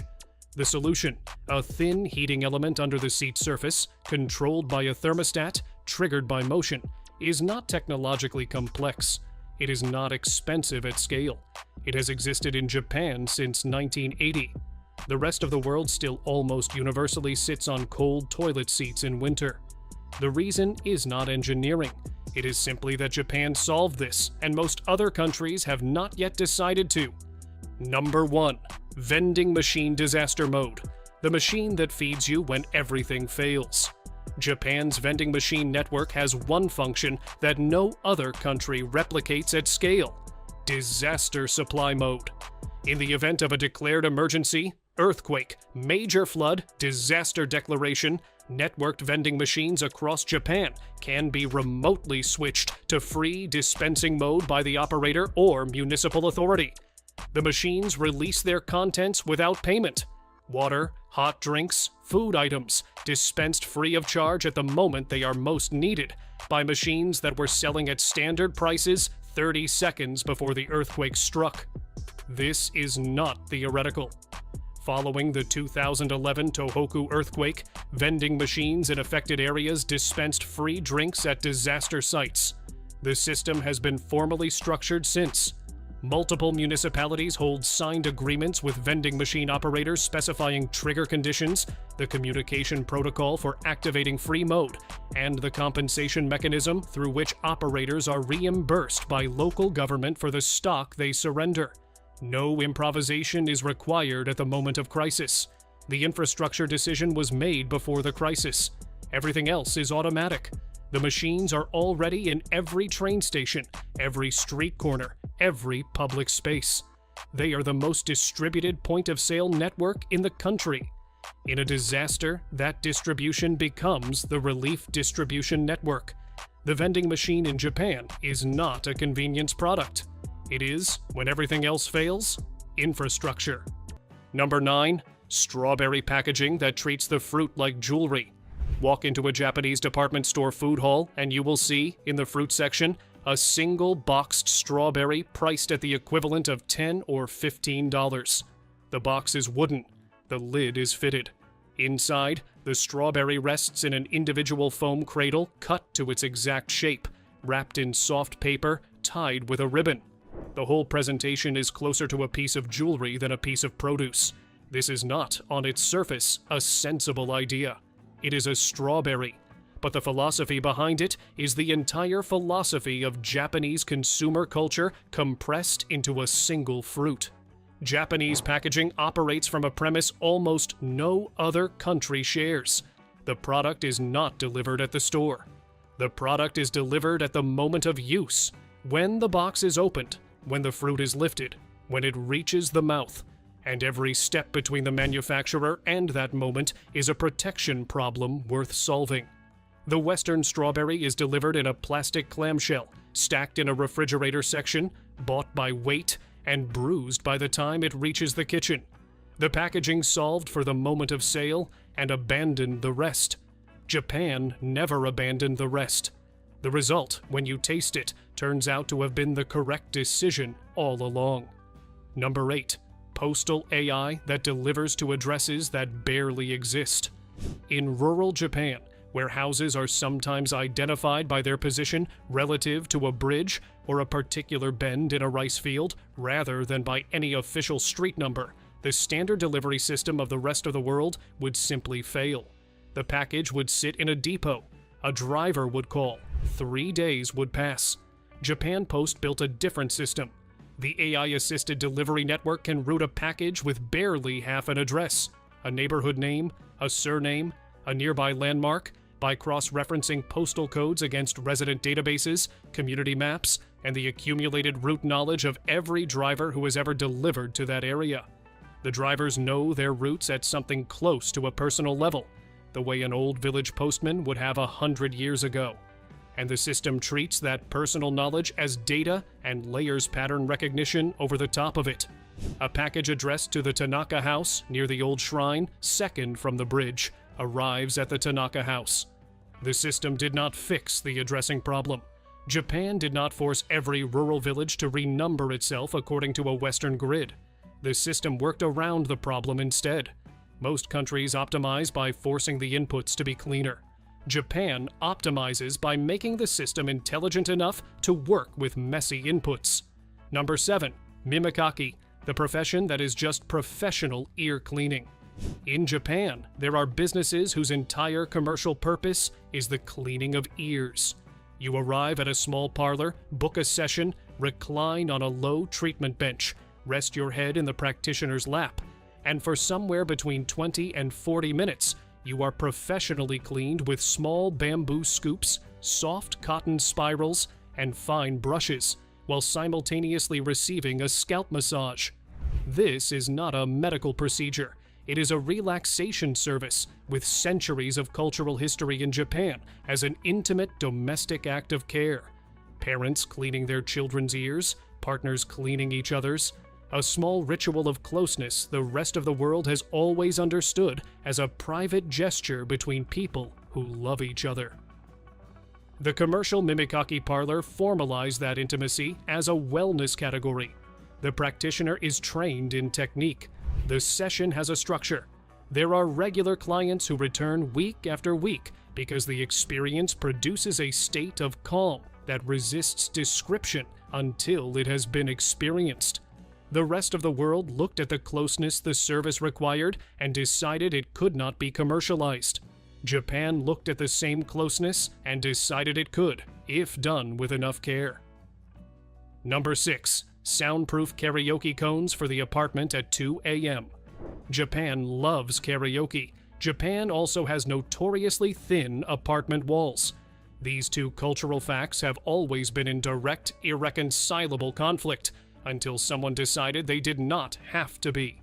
The soundproof karaoke cone is exactly what it sounds like. A cone-shaped mouthpiece the singer sings into. The cone is lined with sound-absorbing foam. A small set of headphones plays the karaoke backing track at full volume directly into the singer's ears. The singer hears themselves singing at full volume. The music plays at full volume. The neighbor on the other side of the wall hears almost nothing. Output is reduced by over 70%. The whole conflict between the human desire to sing and the human right to sleep, which most apartment buildings on Earth resolve by quietly forcing the first to surrender to the second, is dissolved by a piece of curved foam. Professional musicians in Tokyo use them for late-night practice. Students use them in dormitories. The midnight singer and the sleeping student in the next room exist for the first time in human architectural history, without conflict. Japan did not declare a winner between two incompatible needs. It built the third option that lets both have what they want. Number 5. Sleep tracking capsule hotels. The standard hotel room anywhere in the world is built on an unspoken assumption that the guest needs a wardrobe, a desk, a chair, and 4 meters of open floor, and charges them for all of it, whether they use it or not. A solo traveler arriving at 11 p.m. with a 7 a.m. departure needs none of these things. They need a mattress, silence, a charging point, and a shower. The Japanese capsule hotel has spent the last decade evolving into a precise delivery of exactly those 4 needs at a fraction of the price. The newest generation goes further. Each pod now contains a mattress-mounted sleep tracker with no wearable required. Sensors built directly into the surface read breathing patterns, movement frequency, and sleep cycle stages. The pod's temperature is independently adjustable. The lighting transitions, in the final minutes before the alarm, from warm amber to progressively cooler tones, easing the body out of deep sleep gradually instead of yanking it awake. Noise-canceling panels reduce ambient sound by 60%. By morning, a full sleep quality report is waiting on the guest's phone. The pod costs less than a conventional hotel room, not because it is a budget option, but because the entire room around it, the room the guest was never going to use, has been removed. Number 4. Gachapon, the capsule machine that contains actual art. The Japanese capsule vending machine, Gachapon, is internationally understood as a novelty toy dispenser for children. This understanding is approximately 30 years out of date. The mechanism is the same. Insert a coin, turn a handle, receive a plastic capsule. But what is inside has quietly and unmistakably become something else. Japanese manufacturers, including Bandai and Kyoto, now produce capsule series with the material and design quality of premium display collectibles. Anatomically detailed marine biology figures. 1:12 scale miniature foods rendered in resin so faithfully you can see the individual grains of rice in a tiny bento box. Fully articulated figures small enough to balance on a fingertip. Independent artists collaborate with manufacturers on limited series that sell out within hours of restocking. Secondary markets have developed. Adult collectors plan travel routes around machine locations. Japan looked at 3 constraints: a low price point, a randomized outcome, a miniature scale, and instead of treating them as limits, treated them as creative briefs. The question the format poses to a designer is precise. What can you make when it must be beautiful, fit in a capsule, and cost less than $5? Japan has answered that question tens of thousands of times, with answers that frequently belong in a museum. Number 3. The Dawn Avatar Robot Cafe. In Tokyo, on the ground floor of a quiet building, sits a cafe that, to a first-time visitor, looks like a novelty. The staff are robots, small, mobile, white and black, with screens for faces, moving between tables, taking orders, delivering food. The novelty reading, however, is wrong. Each of the Oriheim D robots in the cafe is operated in real time by a person. And that person is, in almost every case, someone with a severe physical disability who is unable, for medical reasons, to leave their home. From their bed or their wheelchair, using eye-tracking technology or simple manual controls, they move the robot, speak through it, take the customer's order, smile at the table through the robot's screen. They are not performers. They are paid employees. The robot is simply the interface through which their work reaches the world. Japan did not use the technology to replace workers with machines. Japan used the technology to include people whom the labor market had previously written off entirely. People whose intelligence, warmth, and ability to do good service work were intact, and whose only barrier was a body that could not get them to the workplace. The cafe removed the barrier. The customers, almost without realizing it, are being served by people they could not otherwise meet, doing work they could not otherwise do, in a world that had quietly stopped expecting them to do anything at all. The robot is the smallest piece of the story. Number 2, the Manga Kisa, the private space hiding inside every Japanese city. The Japanese manga cafe, Manga Kisa, is a private pod facility found throughout urban Japan. For an hourly rate smaller than the cost of a single cocktail, the customer accesses a small enclosed personal booth containing a reclining chair, a desktop computer, internet access, and shelves stocked with manga from a house library of thousands of titles. The facility provides shower access, a drink bar, light food, and blankets. The customer can stay for an hour. The customer can stay for 12. They are used by commuters who missed the last train, by remote workers who need a quiet space, by travelers between flights, and notably by people experiencing housing insecurity, for whom a conventional hotel room is out of financial reach, and for whom the Manga Kissa offers a formal, affordable, dignified private space at any hour in any major city.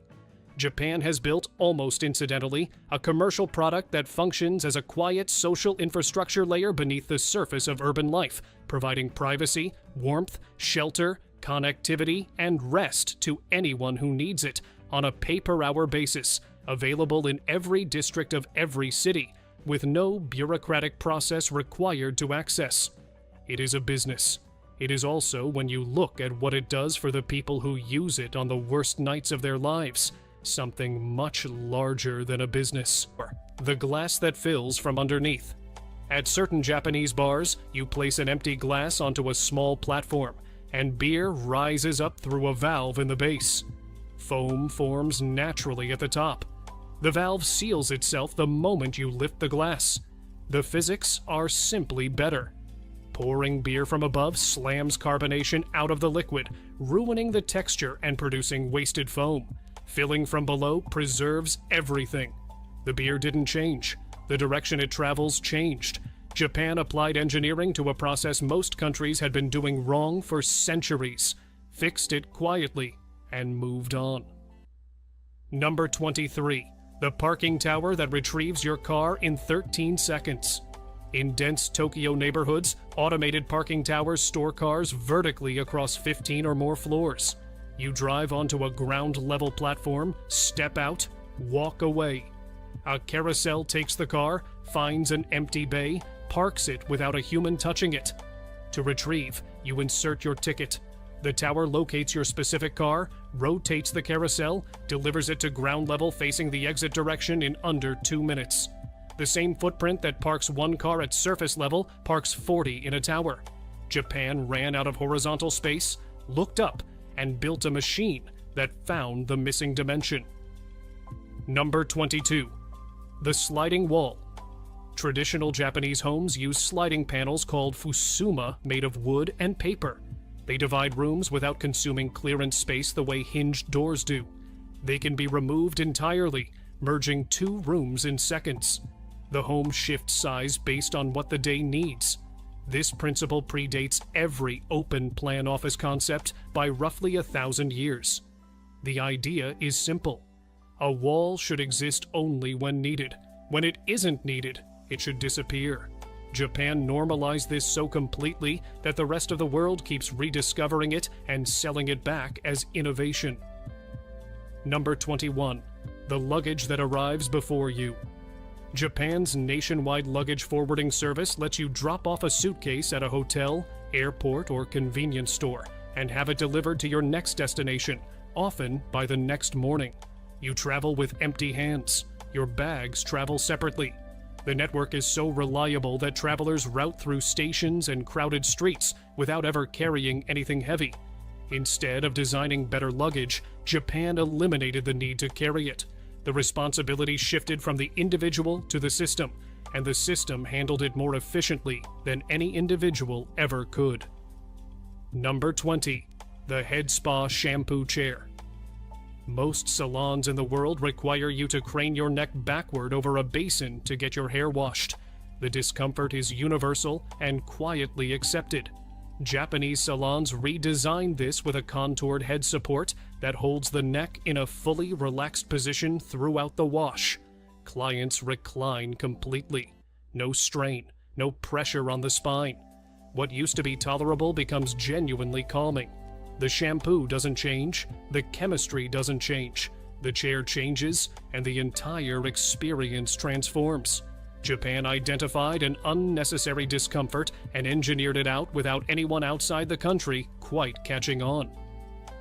Number 19. The Vein-Finding Needle. Drawing blood from patients with hard-to-find veins is one of the most frustrating routine procedures in medicine.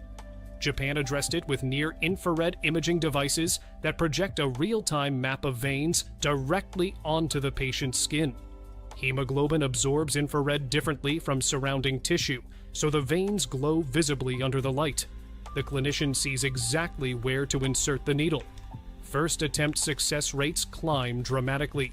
Patient anxiety drops. Japan treated the problem not as a skill limitation, but as a visibility problem, and reframing it that way produced a solution that no amount of training could have matched. Number 18. The ear cleaning profession. In Japan, there are businesses whose entire service is professional ear cleaning. You arrive, recline, rest your head in the practitioner's lap, and receive a 20 to 40-minute session using bamboo scoops, cotton spirals, and fine brushes while getting a scalp massage at the same time. It isn't medical, it's grooming as wellness, descended from centuries of intimate family care. Clients return regularly and describe the experience as deeply calming in ways that resist explanation until you've tried it. Japan formalized something the rest of the world considered too awkward to commercialize, removed the awkwardness, and built an industry. Number 17. The weighing scale in the floor. Japanese airports and hotel lobbies install scales flush with the floor in pre-check-in areas. You roll your suitcase onto it without lifting. The weight displays. If your bag is overweight, you discover it now with privacy and time to repack, rather than at the counter with a queue behind you and a fee about to be assessed. The information didn't change. The location and timing of the information changed. Japan understands that when and where you receive information matters as much as the information itself, and engineers both deliberately. The scale is small. The principle behind it touches every friction point in any organized system. Number 16. The Manga Cafe. In urban Japan, manga kissa are private pod facilities where for an hourly fee, you access a small enclosed booth with a reclining chair, computer, internet, and access to thousands of manga volumes. Shower facilities, drinks, light food, and blankets are included. People use them as overflow workspaces, transit accommodations, or short-term housing during difficult periods. Japan created a commercial product that incidentally functions as social infrastructure, providing dignified short-term private space to anyone who needs it on a pay-per-hour basis in every major city. It's a business doing the work of a much larger system. Number 15. The Regional Chocolate Bar. Japan produces over 300 regional Kit Kat varieties, many available only in specific prefectures. Wasabi in Shizuoka, Hokkaido melon, matcha in Kyoto, purple sweet potato in Okinawa. Each variety becomes a small edible postcard of where you are. What started as marketing became something stranger. Travelers route through specific regions hunting flavors unavailable anywhere else. The chocolate bar became a tourism driver, a regional identity marker, and a cultural artifact. Japan took a globally uniform product and made it express local specificity so precisely that the bar itself became a reason to visit a place. Number 14. The Programmable Calendar. Stamp.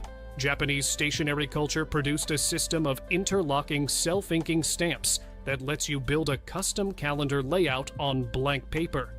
Individual date components, day blocks, month headers, time grids. You stamp the structure your specific week or project needs, then plan within it. Pre-printed planners impose someone else's idea of what a week should look like. The stamp set lets you construct planning architecture from scratch at whatever scale the moment requires. Most productivity tools give you a structure and tell you to adapt. Japan made a tool that adapts to you by handing you the parts and letting you assemble them. Number 13. The tiny apartment that makes big ones feel sloppy. Tokyo's housing density has produced apartments of 15 to 25 square meters where every decision is load-bearing. Every wall has a function. Every surface holds storage. Beds fold into walls. Fixtures are sized precisely to the space they occupy, rather than borrowed from standard dimensions that assume more room. People encountering these apartments for the first time consistently report the same surprise. The small apartment feels more functional than apartments twice its size, because the larger apartment is full of loosely purposed dead space the small one couldn't afford to include. Constraint produced precision. The design intelligence that emerges from extreme space limitation is transferable to any floor area. Multifunction furniture, vertical storage, modular organization. Japan generates these solutions out of necessity, and the rest of the world borrows them because they work even when the necessity has been removed. The country was forced into the best version of residential design by a real estate market that left no alternative, and the rest of us inherit the benefit. Number 12. The fridge that has feelings. Energy efficiency campaigns mostly don't work. Posters get ignored. Apps get uninstalled. Dashboards get glanced at and forgotten. The information is correct. The motivation to act on it is weak. Japan tried a different approach, a small plastic animal that lives on the refrigerator shelf. It greets you cheerfully when you open the door. If you leave the door open for more than 30 seconds, the cheerfulness ends. The animal becomes distressed, audibly distressed, growing louder and more anguished with every additional second until you close the door and it returns to contentment. Households using these devices cut their refrigerator door open time by an average of 40%, not because anyone consciously tracked their behavior, but because nobody could emotionally withstand a small plastic penguin having a breakdown while they decided whether to eat the leftovers. Japan bypassed the rational mind entirely and went straight for guilt. The mechanism was absurd. The mechanism also worked. Most energy-saving solutions assume people will change behavior in response to good information. Japan assumed people would change behavior in response to a sad plastic toy, and turned out to be correct. Number 11. The infinite bubble wrap. Keychain. Bubble wrap is one of the most effective stress relief objects ever accidentally invented. The problem is that it ends. You get one pass through the sheet, and what you have afterward is a sad piece of plastic with all the joy already extracted. Japan built a silicone keychain pad with 100 small domes that replicate the resistance, feedback, and pop of real bubble wrap, then reset immediately, infinitely. Every 8th press triggers a random secondary sound, a dog bark, a small melody, something unexpected. The randomness is the actual mechanism. It introduces unpredictability into a repetitive action, which is what prevents anxiety management behaviors from going numb. Occupational therapists adopted these. Offices keep them in drawers. Japan aimed at the smallest possible therapeutic target, solving the tragedy of finished bubble wrap, and produced something that quietly does more than its inventors planned for. Number 10. The car seat that knows before you do. Drowsy driving is one of the most dangerous conditions on any road, and one of the hardest to self-detect. The brain sliding towards sleep is not reliable at monitoring its own descent. People who fall asleep at the wheel report not feeling tired in the moments before it happened. Toyota built a micro-sleep detection system entirely into the driver's seat. Pressure sensors track micro-shifts in posture, subtle changes in breathing rhythm, and the specific muscular relaxation that precedes sleep. The seat detects the drowsiness before the driver feels it. The response is graduated. First, a gentle seat vibration. If readings deepen, maximum cold ventilation kicks in, along with a rhythmic seatbelt pulse calibrated to interrupt without startling. Not a jolt, just enough disturbance to break the descent before it becomes a lane drift. The genius of putting the safety system in the seat is that the seat is where the body is. The body tells the truth before the mind admits it. The car listens to the body, not the driver, because the body knows first. Number 9. The community that shares elders. A practice in some Japanese neighborhoods called Toshiyori Mawari, elder rotation, distributes responsibility for checking on elderly residents across the entire community on a fixed schedule. Each elderly resident has a list of 7 neighbors. Each day of the week, a different neighbor visits briefly. The elder is never alone for more than 24 hours. The visits are short, casual, and built into the visitor's existing routines. What this prevents is the invisible deterioration that haunts elderly populations in modern cities. The fall that goes unnoticed for 2 days. The mental decline that nobody catches until it's advanced. The depression that accumulates in unbroken solitude. Each visit is small. The cumulative effect is enormous. Communities practicing Toshiori Mawari report dramatically lower rates of elderly hospitalization, undetected illness, and isolation-related decline. The visitors don't have to do anything substantial. They just have to show up. The showing up is the medicine. Most modern cultures have placed the burden of elder care on individual families, often a single, overstretched adult child. Japan distributed it across the village, which is closer to how human caretaking has worked for most of history, and the village version functions much better than the family alone version. Number 8. The school that teaches cleaning. Japanese schools don't employ custodial staff. The students clean the building themselves. Every day at the end of class, every child in every grade picks up a broom, a cloth, or a bucket and spends 15 minutes cleaning the school. The classrooms, the hallways, the bathrooms, the grounds. What this teaches goes far beyond cleanliness. The children grow up understanding that the spaces they use are their own responsibility. Litter doesn't appear because the people who would drop it know they'll be the ones picking it up. Respect for shared property becomes instinctive rather than enforced. Studies on graduates of Japanese schools show measurably higher levels of civic responsibility, lower rates of public vandalism, and stronger reported sense of community ownership across their adult lives. The 15 minutes of daily cleaning, repeated across 12 years of education, builds something no civics class could have produced. The cost to the school system is zero. The benefit to society compounds across generations.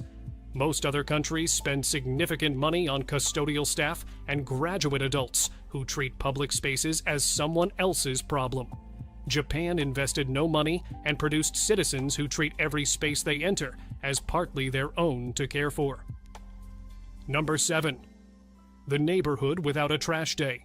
Some Japanese residential neighborhoods operate a system called Gomi Suteba, distributed waste sites, where residents bring trash directly to small collection points within walking distance of every home, on specific days of the week, sorted into multiple precise categories before deposit. What this replaces is the curbside collection that defines most of the rest of the world. No big trucks rumbling down quiet streets. No piles of bags accumulating in front of houses overnight. No raccoons or crows tearing through plastic. The trash arrives at the collection point already sorted, contained, and ready for efficient pickup. The system works because residents agreed to it collectively decades ago and never broke the agreement. Recycling rates in these neighborhoods exceed 80%, compared to the 30% rates typical in cities that use centralized curbside collection. The sorting precision produces dramatically cleaner recyclable streams. Less material ends up in landfills. What's striking is that the system requires more effort from individual residents and produces less work overall for the community. Each household carries trash a few hundred meters and sorts it properly. The cumulative effect across the neighborhood is a waste system that costs less, works better, and produces a cleaner environment for everyone. Number 6. The Genkin. As psychological threshold, the Genkin, the recessed entryway in a Japanese home where shoes come off before stepping up into the house, is doing more psychological work than most people realize. Researchers studying transitional spaces have found that the act of removing shoes, stepping up, and changing into slippers takes roughly 12 seconds, and those 12 seconds function as a measurable nervous system reset. The body interprets the Genkin ritual as the end of one mode and the beginning of another. Heart rate drops. Cortisol begins decreasing. The brain registers safety, home, completion of journey. The architecture itself triggers a physiological response that takes minutes to achieve through deliberate relaxation techniques. Modern American homes have eliminated the threshold. You walk from the driveway directly into the living room with everything from the outside world still on your feet and in your nervous system. The transition that the Genkin would have created simply doesn't happen, and the body never quite registers that it has come home. Studies on residents of homes with Genkin versus residents of homes without show measurable differences in evening stress levels, sleep quality, and reported sense of household sanctuary. The architectural detail is small, The cumulative psychological effect across a lifetime is enormous. Japan kept the threshold. The threshold kept doing its work quietly for generations. Number 5, the citywide quiet hour. In some Japanese neighborhoods, an unofficial agreement has emerged over decades called Shizukana Jikan, the quiet hour. Between approximately 7 and 8 in the evening, residents collectively keep their homes acoustically calm. No loud television, no vacuuming, no noisy appliances. Conversations stay at normal indoor volume. The whole neighborhood softens its acoustic footprint at the same time. The agreement is informal. No law requires it. No signs announce it. New residents learn it by observing, sometimes after a polite visit from a neighbor explaining the custom. The hour exists because everyone collectively decided that the early evening, when children are doing homework and families are eating dinner and elderly residents are winding down, deserves protection from ambient noise. What this produces is a neighborhood that experiences a daily moment of shared peace.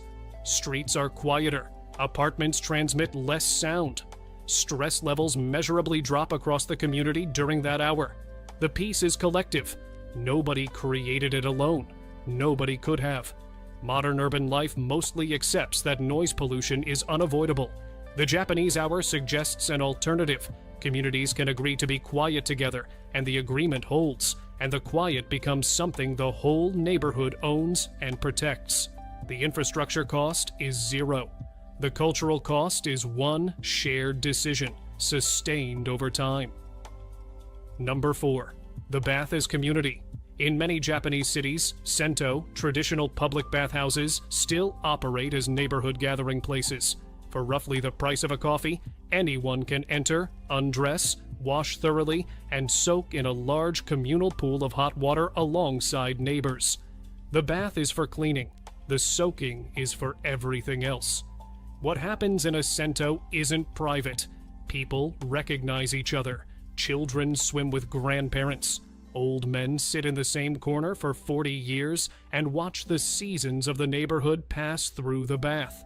The water is shared. The space is shared. The vulnerability is shared because nobody is wearing anything that signals status. Research on regular sento users shows lower rates of social isolation, stronger neighborhood connections, and better long-term mental health outcomes than demographically matched residents who don't visit. The bath is doing something the rest of the neighborhood's social infrastructure can't quite match. The mechanism is subtle. In a sento, you cannot maintain the performances that structure most modern social interaction. The expensive clothing is gone.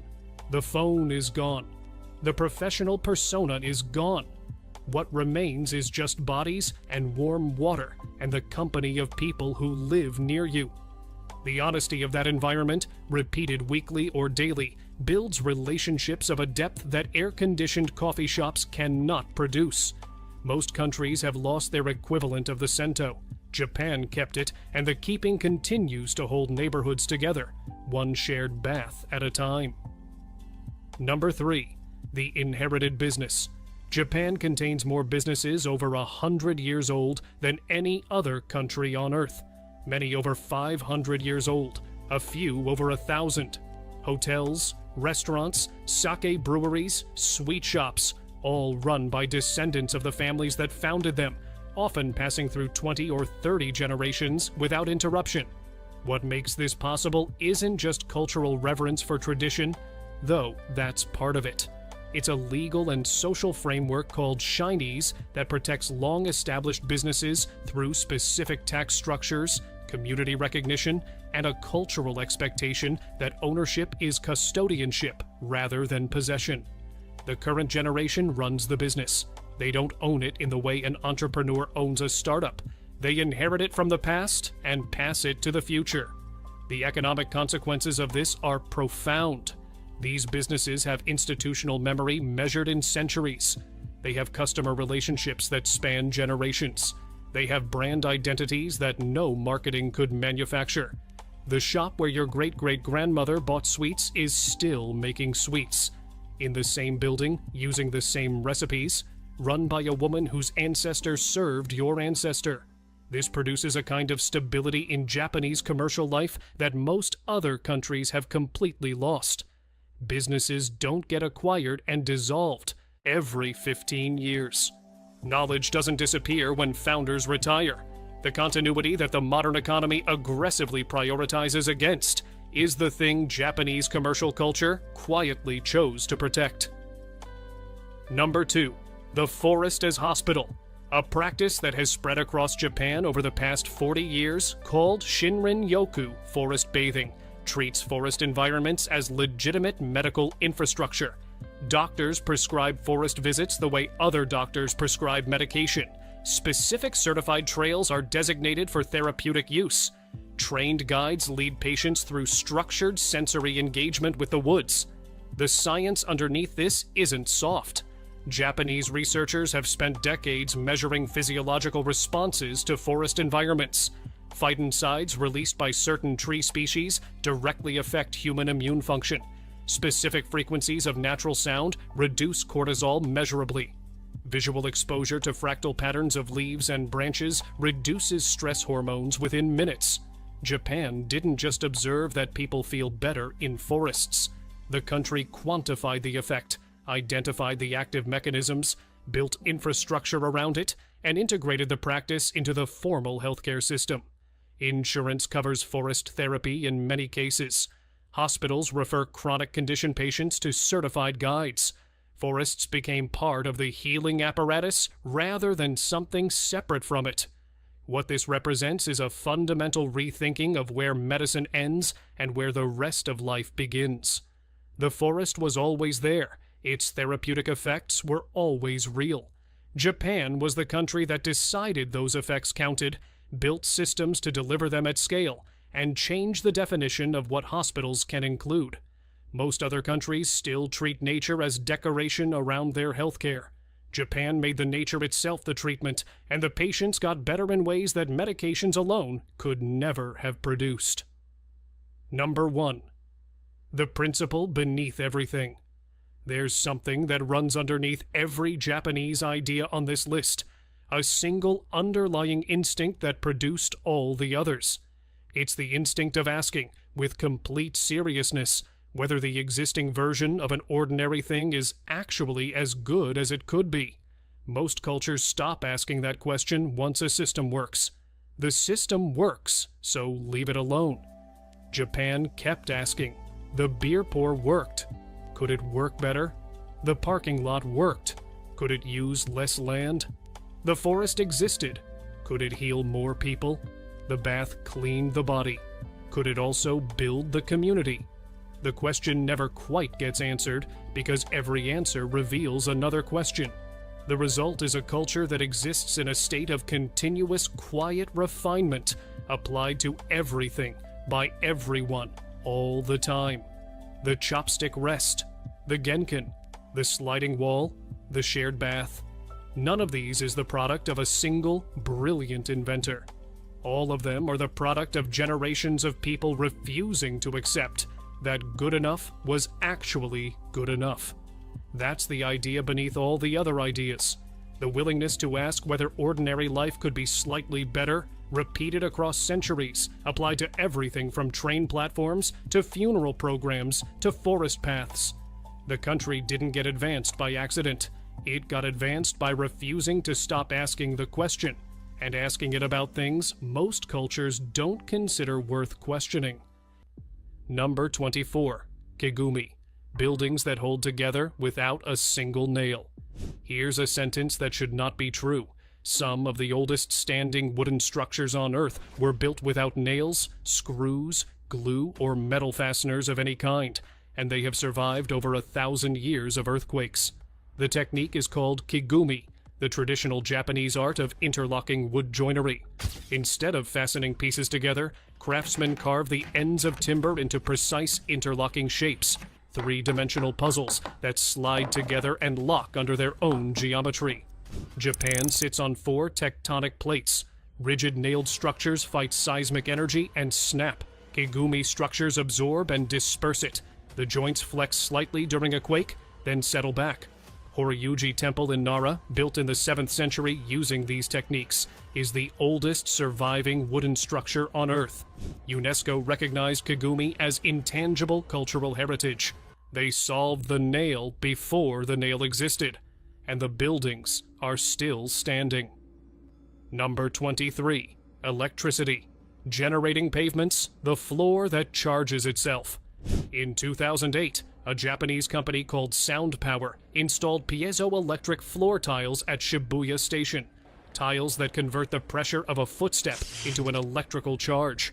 Every step taken produces a small current. In a location where millions of people walk daily, small multiplies into something real. The tiles at Tokyo Station now power LED information boards and station lighting. Narita Airport's piezoelectric walkways generate electricity for signage. Japan took a 19th century laboratory observation about crystals generating voltage under pressure and put it under commuters' feet. The people walking through the building are the building's power source. Number 22. Tachigui. They removed the chair and made lunch faster. Tachigui, standing eating, is a dining format that has existed in Japan for centuries and makes complete sense the moment you think about it. No chairs. You stand, you eat, you leave. Standing ramen bars, soba stalls, and sushi counters operate this way across Japan, particularly near train stations. What Tachigui solved is the problem of the meal that takes longer than the hunger. Tachigui eliminates every wait except the eating. Walk in, order, receive food in seconds, eat standing at the counter, pay, leave. The whole transaction completes in 8 minutes. The format doesn't signal low quality. It signals respect for the fact that sometimes you are hungry, you have 20 minutes, and you'd like to solve the problem and get on with your day. Number 21. Self-foaming canned beer. The can that pours its own head. Japanese beer culture treats the foam head as functional, not decorative. It seals the beer, slows oxidation, and moderates carbonation release, producing a smoother drink. The problem is that canned beer rarely produces a proper head without a trained pour. Kirin solved this in 2009 with a capsule of pressurized nitrogen embedded at the base of the can. Pull the tab, the capsule is pierced, nitrogen expands upward through the beer, and a dense, fine-bubbled foam head rises to the top on its own. No pour, no tilt, no technique required. You open it, and it produces a draft-quality head, exactly as from a tap. Suntory followed with their own version. Number 20. Vein Finder Medical Devices. The machine that sees through your skin. Finding a vein for an IV or blood draw is genuinely difficult for a significant portion of patients. Elderly people, children, anyone with narrow or deep veins. Multiple needle attempts cause pain, bruising, and anxiety. It's one of the most common sources of distress in routine medical settings. Japanese medical device engineers developed handheld vein visualization devices that project near-infrared light onto skin. Hemoglobin absorbs infrared at a different rate than surrounding tissue, making veins appear as dark lines. A processor converts this contrast in real time and projects a live map of the vein network directly back onto the patient's skin, aligned with millimeter precision. The nurse sees exactly where the vein is before the needle moves. Number 19. Film tape. Highlighters. They replaced ink with physics. The standard highlighter bleeds through thin paper, smears on fresh ink, creates a muddy mess over a previous highlight, and cannot be undone. Japan fixed all of those problems simultaneously without changing what a highlighter is. The film tape highlighter, from companies like King Jim and Kokuyo, uses a roll of semi-transparent colored film instead of ink. Roll it across text, and a thin physical film adheres lightly to the surface. No smearing, no bleed-through, no ink drying out, no cap to lose. And critically, it peels back off cleanly if you highlighted the wrong line. That's the move Japan makes repeatedly. Not reinventing, just completing. Number 18. Anti-hangover drinks sold next to the alcohol. Japan produces functional beverages specifically formulated to prevent or reduce hangover symptoms, and sells them at every convenience store, in the section right next to the beer and spirits. The most prominent, Ukon no Chikara by House Foods, contains concentrated turmeric extract with documented effects on alcohol metabolism, specifically the liver's processing of acetaldehyde, the compound primarily responsible for hangover symptoms. It's taken before or during drinking and has been available at Japanese konbini for decades. Number 17. Connecting Calendar Stamp Tool. One stamp fills a week. This is a rubber stamp that produces an unreasonable amount of satisfaction. The Midori Paintable Stamp is a rolling or hinge stamp that prints a continuous, connectable calendar grid onto any paper. Each press produces a week of dated boxes that align seamlessly with the previous press. Stamp again, flush with the first, and you have 2 weeks, perfectly aligned, looking printed rather than stamped. Any length, any time period, on any notebook page, in seconds. No printing, no pre-formatted planner required. The connecting calendar stamp doesn't just work. It works in a way that's tactilely rewarding enough that people choose it over a printed planner they already paid for. It is a rubber stamp. And it is, inexplicably, one of the most elegant planning tools ever made. Number 16. Orange juice served inside a real orange. At premium juice bars and department store food halls across Japan, fresh squeezed orange juice arrives not in a cup, but inside the orange itself. The fruit is cut, juiced internally, and presented with the top as a lid. You receive what appears to be an orange. You drink fresh juice from it. The packaging is the product. No cup, no lid, no straw required. Japan treats presentation as an inseparable component of the product itself. The juice isn't better because it's in an orange, but the experience of having juice is different, and that difference is real. The idea is so simple it borders on obvious. The global juice industry still hasn't adopted it at scale. Number 15. Sushi plate disposal reward system.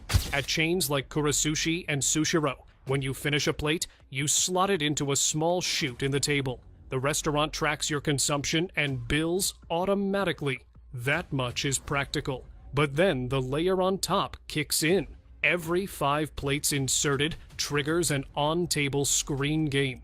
Every 15 plates triggers a reward. Certain counts unlock small prizes. A capsule toy, a voucher, a bonus item. The system turns plate disposal, a chore in every other restaurant format, into the mechanic of a game. You are being mildly rewarded for clearing your own table. Number 14. Cane that converts into a portable seat. Japan has the world's oldest population by median age. Over 30% of the country is over 65. The product design culture that's grown around this demographic is sophisticated in a way no other country has needed to match. The seat cane converts from walking support to stable stool in a single motion without tools, and folds back with equal simplicity. Light enough to carry all day without fatigue, stable enough to sit on safely, and visually unobtrusive enough that people actually use it rather than leave it home out of vanity. That last detail is the real design insight, not the mechanism. Japan built a product that eliminates it, made it well, and placed it in mainstream retail rather than medical supply stores only. Japan designs for how people actually age. Most of the world doesn't. Number 13. Diatomaceous Earth Bath Mat. The floor that dries itself. A bath mat's job is to absorb water and dry your feet. The average fabric mat does the first half. It absorbs water, then becomes wet itself, stays wet for hours, and accumulates mold and bacteria in its fibers, if not laundered regularly. The Japanese diatomaceous earth bath mat, produced by companies like Soil using local diatomite from Akita Prefecture, does the other half. Diatomaceous earth is a naturally occurring mineral made from fossilized microscopic organisms, pure silica riddled with millions of pores. It holds up to 150% of its own weight in water and evaporates it almost instantly. Step on it wet. The surface is dry within minutes. No mold, no smell, no laundering. Refreshed by light sanding every few months. It is made of fossil dirt, and it outperforms every fabric mat ever produced on every functional metric. Japan made a better bath mat out of the ground. Number 12. Coffee in edible waffle cones. At certain coffee stalls across Japan, your espresso arrives in a small waffle cone. The inside is coated with chocolate, acting simultaneously as a flavor layer and a waterproof seal, preventing the hot liquid from soaking through until you're ready to eat it. You drink your coffee, then you eat the cup. No disposable cup, no lid, no sleeve, no waste. The vessel contributes to the experience, then disappears into you. The presentation is striking enough to be consistently photographed, and the taste of espresso followed immediately by warm chocolate-lined waffle is objectively good. It works best at espresso sizes. Japan's solution to this is to simply serve more espresso-sized drinks, which is arguably a separate improvement. The only reason every espresso bar in the world hasn't adopted this is that they haven't thought hard enough about the cup. Number 11. Solo Diner. Friendly restaurants. In most countries, eating alone in a restaurant is socially tolerated at best and structurally awkward at worst. Two-person tables dominate. The solo seat at the bar is the afterthought. Japan engineered the solo dining experience as a first-class product category. Ichiran Ramen places individual diners in their own partitioned wooden booth, separated from neighbors by a divider, from the kitchen by a bamboo screen that raises when your bowl is ready. You select your broth preferences on a paper form. The bowl appears. You eat entirely alone, without interaction, without ambient awareness of dining solo in public. Beyond Ichiran, Japan has an entire ecosystem of solo format counters and restaurant layouts that treat the individual as the base unit of dining rather than the couple or the group. This isn't antisocial. It is the recognition that a person eating alone deserves the same quality of experience as anyone else, which is both a design statement and a cultural one simultaneously. Number 10. Self-sealing. Jam jar lids. The standard jam jar lid has a problem most people have accepted so completely they've forgotten it's a problem. It doesn't reliably create an airtight seal on the second close. Over-tighten it and you can't open it next time. Under-tighten and the jam dries around the rim. The seal is manual, approximate, and user-dependent. Japanese food packaging, particularly from companies like Aohara, uses resealable designs that create a positive seal without requiring precise torque. Some versions use a center-to-press mechanism. When sealed, the lid center is concave, confirming vacuum. You close the lid. It seals. You do not have to think about whether it's sealed. This is the difference between a product that works and a product you have to work with. Japan, as a consistent cultural priority, prefers the former, applied across soy sauce caps, beverage bottles, and condiment containers, with the same level of care. Number 9. Paper-based disposable razors. Kai Group developed a razor with a handle made from dense compressed paper composite, sufficient rigidity and grip for a single shave, after which the entire unit can be recycled in paper streams rather than sent to landfill as mixed plastic waste. The blade is still metal because there is no paper blade that shaves a face, but the bulk of plastic in a conventional disposable razor is replaced with paper pulp, cutting plastic content by roughly 60% while maintaining identical functional performance. No price premium, no degraded feel in the hand, no trade-off of any kind. There is only less plastic in a landfill. Billions of plastic disposable razors are discarded globally each year, almost universally non-recyclable. The reason the paper version isn't universal has nothing to do with the engineering, and everything to do with whether anyone bothered to try. Number 8.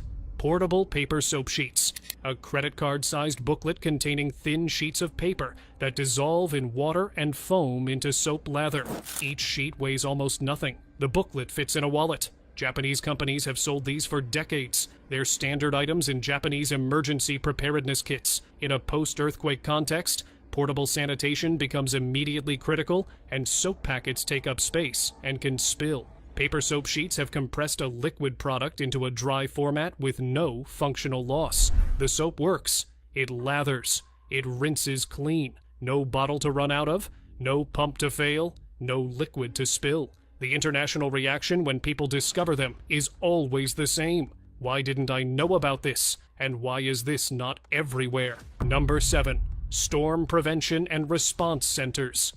Japan's disaster response infrastructure is not a crisis reaction mechanism. It is treated as permanent standing infrastructure, designed with the same rigor as hospitals and transit systems. The country operates dedicated disaster response centers, not repurposed offices, but facilities specifically built, staffed, and equipped for emergency coordination. The Japan Meteorological Agency issues typhoon warnings 72 hours in advance. Municipal emergency centers activate in tiered stages with pre-assigned roles for every staff member.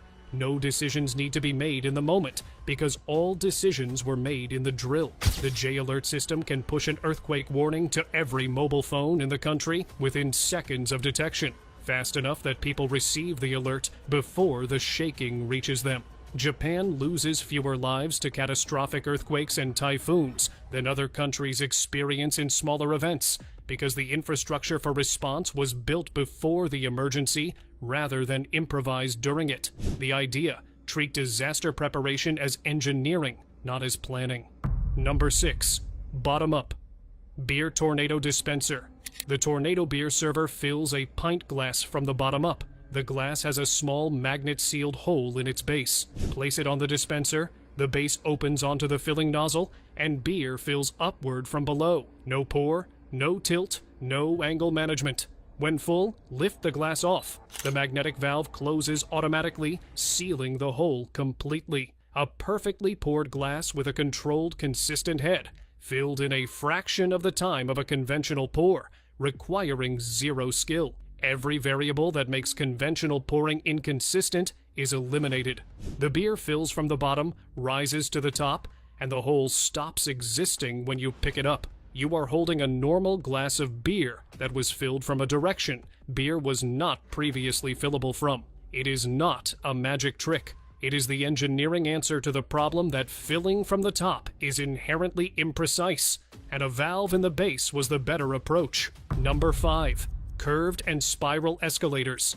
In 1985, Mitsubishi Electric unveiled the world's first practical spiral escalator, an escalator that curves continuously while carrying people. This is an object that should not work. An escalator requires a continuous loop of steps, each remaining perfectly level as the incline rises. On a straight escalator, that geometry is already a precise mechanical achievement. On a curve, every step must independently compensate for its changing angle relative to the spiral's radius, maintaining a level surface throughout a path that is simultaneously rising and turning. Mitsubishi solved this with steps of independently adjustable widths, each slightly wedge-shaped, adjusting its angle through the arc. The reason isn't aesthetic. Curved escalators allow buildings to design floor layouts that a straight escalator would interrupt. The spiral becomes an architectural element rather than an intrusion, something that looks like the building grew it. Mitsubishi built curved escalators because a straight one forces the building to design around the machine. A curved one lets the building design around itself. Number 4.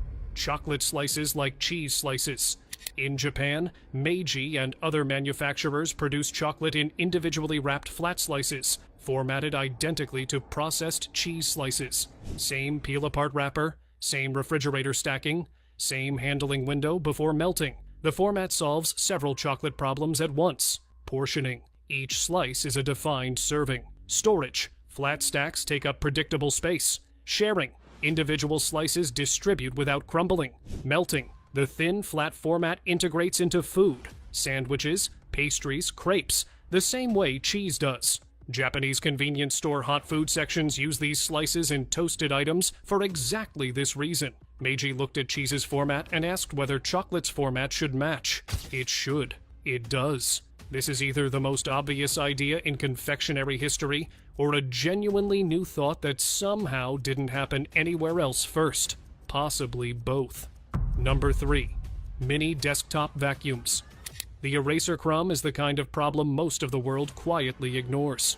It's small, harmless, easy to brush aside. Japan looked at it and decided even that deserved a proper solution. so they built one. Japanese stationery makers created miniature desktop vacuum cleaners designed specifically for the scale of a desk. These aren't gimmicks. They're compact, fully functional devices, USB or battery-powered, with real suction, a tiny dust chamber, and a proper filter. You run it across your desk once, and the eraser debris, pencil shavings, paper dust, even stray crumbs disappear. No brushing things onto the floor, no wiping them into your palm, and wondering where to put them. It's clean in seconds. Then the device goes back to its place beside your pen holder, ready for the next small mess. It costs about as much as a decent pen. That's part of the point. This level of refinement isn't reserved for luxury. It's built into the everyday.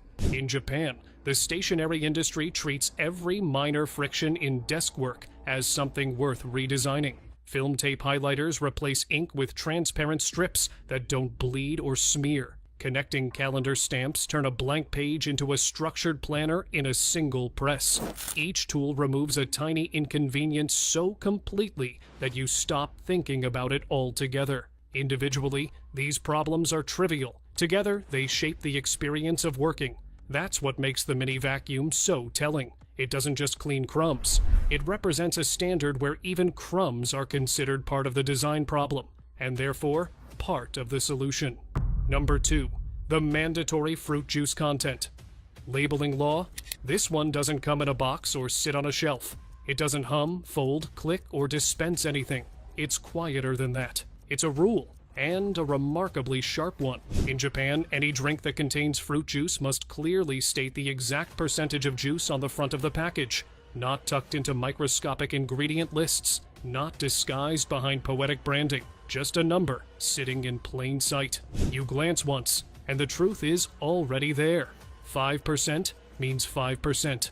100% means exactly that.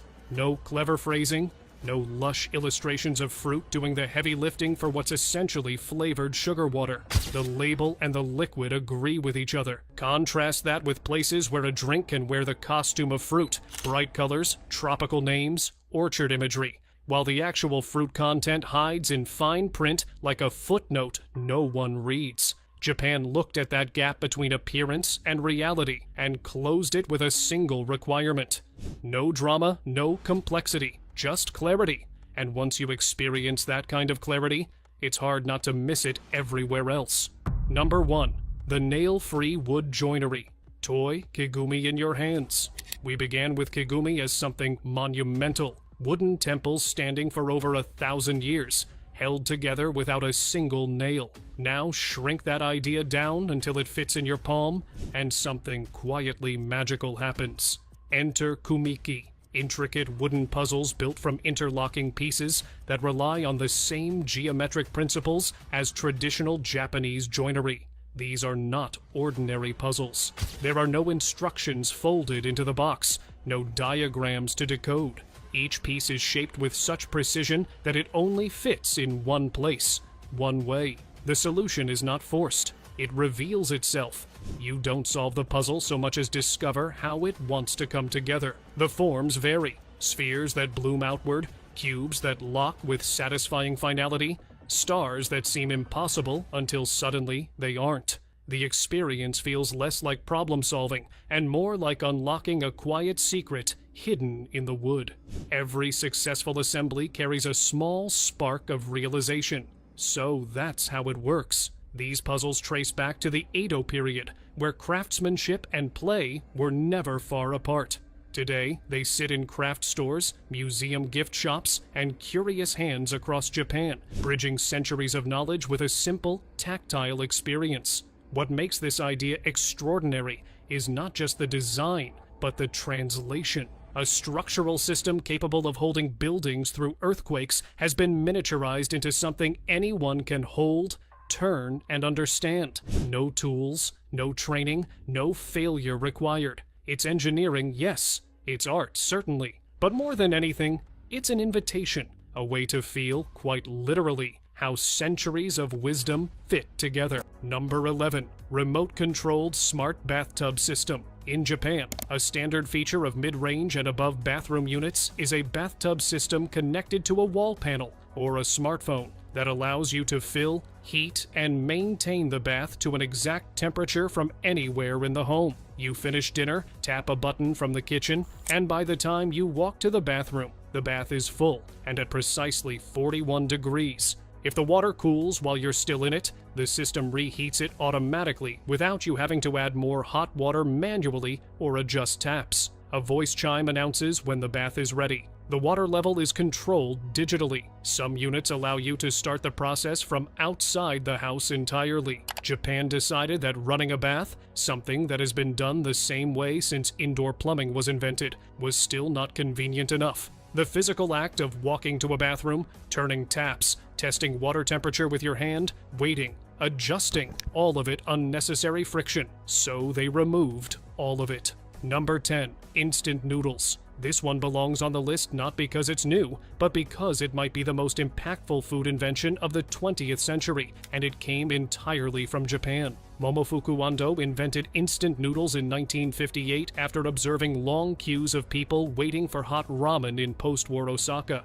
He spent a year developing a method of flash frying noodles so they could be dried, packaged, rehydrated in boiling water in 2 minutes, and sold for a fraction of the cost of a restaurant meal. Cup noodles followed in 1971, taking the concept further by eliminating even the need for a separate bowl. Instant noodles now feed approximately 100 billion servings per year globally. They are a primary food source for students, disaster relief operations, military rations, and low-income households across every continent. When researchers surveyed Japanese people about the most important Japanese invention of the 20th century, instant noodles ranked first, above the Walkman, above bullet trains, above everything. Japan invented fast, cheap, hot food that anyone on Earth could prepare without a kitchen, a budget, or any skill. The world has been eating it ever since. Number 9. Heated toilet seat with bidet.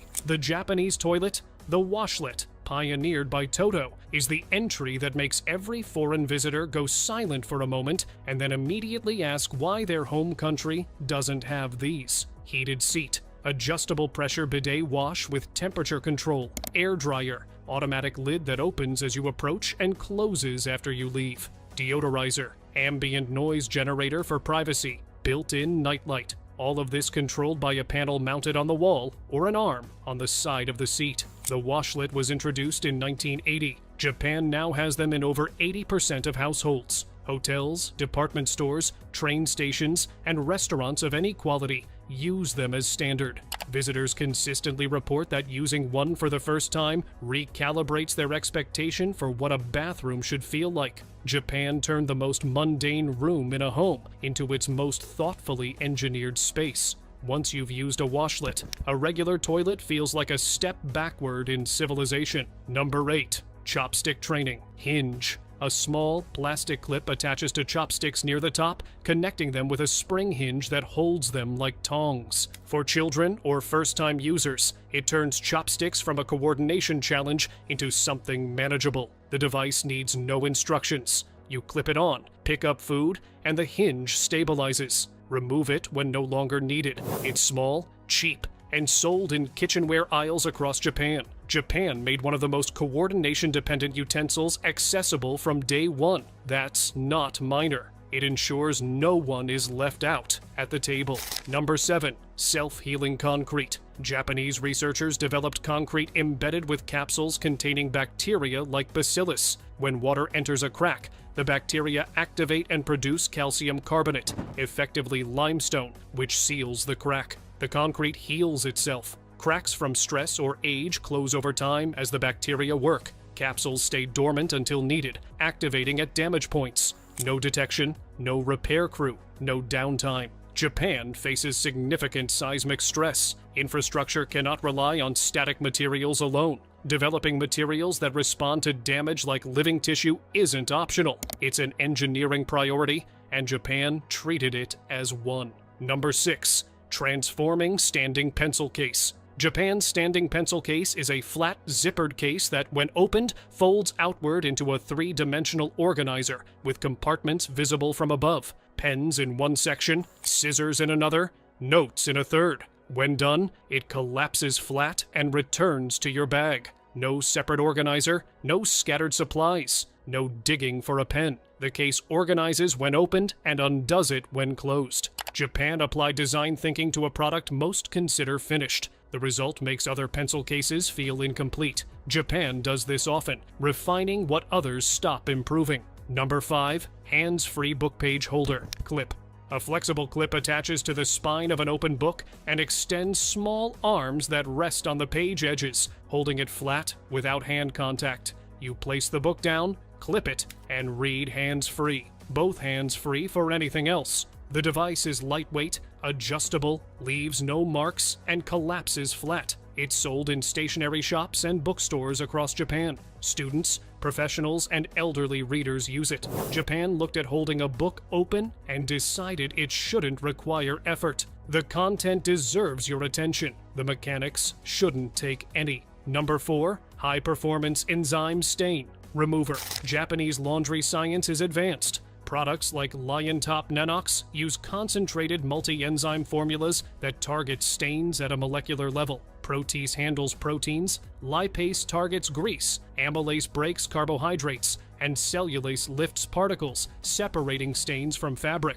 The formula is so concentrated that a few milliliters per load is enough. It works fully in cold water and is widely available at everyday prices. Japan treated clean laundry as a solved problem and kept refining it anyway, at the molecular level, until the solution became almost invisible. Number 3. Stretchable silicone food covers. Reusable silicone covers stretch to fit bowls, plates, pots, or containers of any shape. They grip the rim, form a seal without clips, and hold at any angle. You can cover a half-eaten watermelon or a bowl. Dishwasher safe, microwave safe, reusable, and they replace cling film. Japan's versions use food-grade silicone with enough elasticity for irregular shapes, edges, and handles. No measuring, no cutting. You stretch it on, it stays. The product feels obvious, but the material engineering behind consistent stretch and grip isn't trivial. Japan solved it and made it feel natural. Number 2. Lunchbox food separation dividers. Japan's bento culture has produced a micro-industry of food organization tools, and the silicone food divider, a small insert placed inside a lunchbox to separate dishes, is one of the most quietly perfect. The dividers come in multiple shapes, fit standard boxes, and ensure rice doesn't absorb sauce, fruit doesn't make sandwiches soggy, and everything arrives as packed. They are washable, reusable, and stack flat. Japan has treated lunchboxes with unusual seriousness. The divider isn't the flashiest product, but it's the one that makes everything taste as it should. Number 17. The kimono industry's internal grading system. Japan's kimono market, worth billions of yen annually, sustained largely by the tea ceremony, wedding, and formal occasion industries, operates on a quality grading system entirely invisible to buyers who have not been initiated into it. A kimono displayed in a high-end department store carries no visible price justification beyond materials and brand. Internally, the trade operates on a classification of weaving technique, dyeing method, and artisan certification that runs to over 40 distinct categories, each with established trade values that determine wholesale pricing. A buyer outside the system pays the retail price.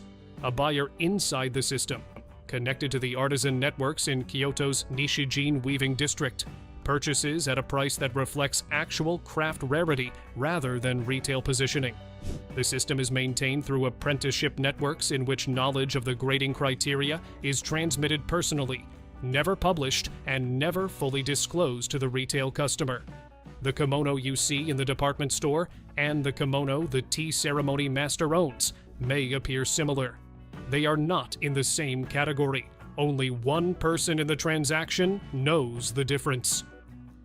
Number 16. The silent signaling system. In Japanese restaurants, high-end Japanese restaurants, particularly kaiseki establishments, operate a service communication system invisible to diners. Staff communicate the pace of the meal, the readiness of the kitchen, and the attentiveness required at specific tables through a set of object positions and small physical signals in the dining room itself. The placement of specific items on a service tray. the angle of a folded cloth on a side station, whether a certain screen is fully closed or fractionally open. These are not standardized across restaurants. Each establishment develops its own signal set during staff training, but the principle is universal. In a dining environment where verbal communication between staff would disrupt the atmosphere, the room itself carries the messages. A guest at a table where the service is exceptionally responsive and seemingly anticipatory is sitting inside a communication network they cannot read. The attentiveness is not intuition. It is a coded conversation happening continuously around them, conducted in the position of objects, and they are the subject being discussed.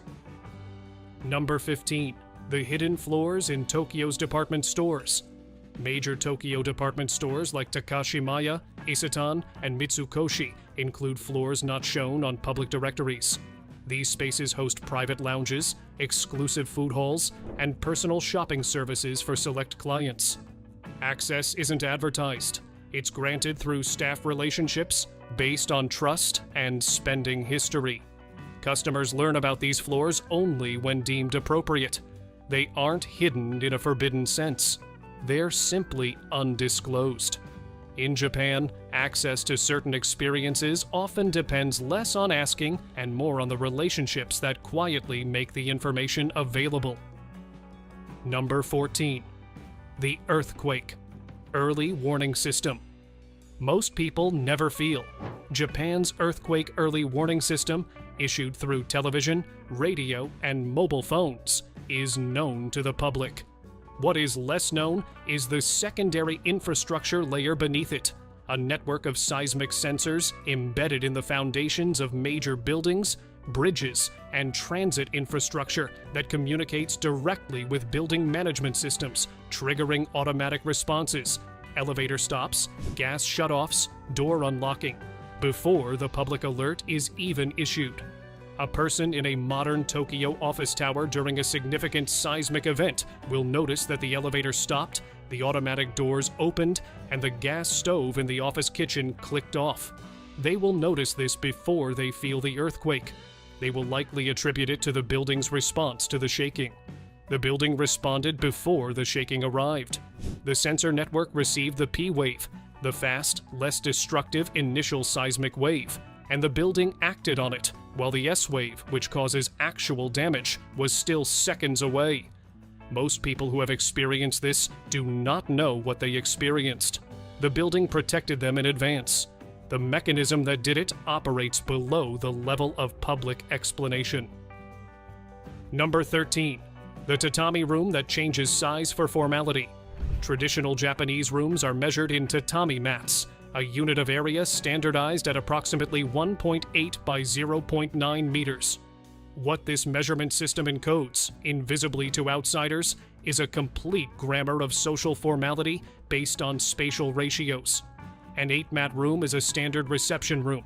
A 10-mat room with a tokonoma alcove is a formal guest room. A 4.5-mat room is the historical standard for a tea ceremony, the specific size calculated by Sen no Rikyu in the 16th century to create an equality of proximity between host and guest that eliminated hierarchical distance. The smallness was the philosophy made physical. In a 4.5-mat room, no one can sit far enough away from anyone else to feel superior. Every traditional Japanese room broadcasts its social function through its dimensions to anyone who can read the count. The room is a sentence. Most people living in rooms built on this system no longer know the grammar. The sentence is still being spoken. Number 12. The network of retired salarymen who run everything. Japan's corporate world is visibly run by its current executives. Japan's actual institutional decisions are substantially influenced by a network of retired senior executives known as OB, old boys, who maintain informal advisory relationships with their former companies, their industry associations, and in some cases, government ministries. The OB network operates through a system called Amakudari, descent from heaven, in which senior officials from government ministries retire into advisory or board positions at the industries they previously regulated. The practice is officially restricted and frequently criticized in Japanese media.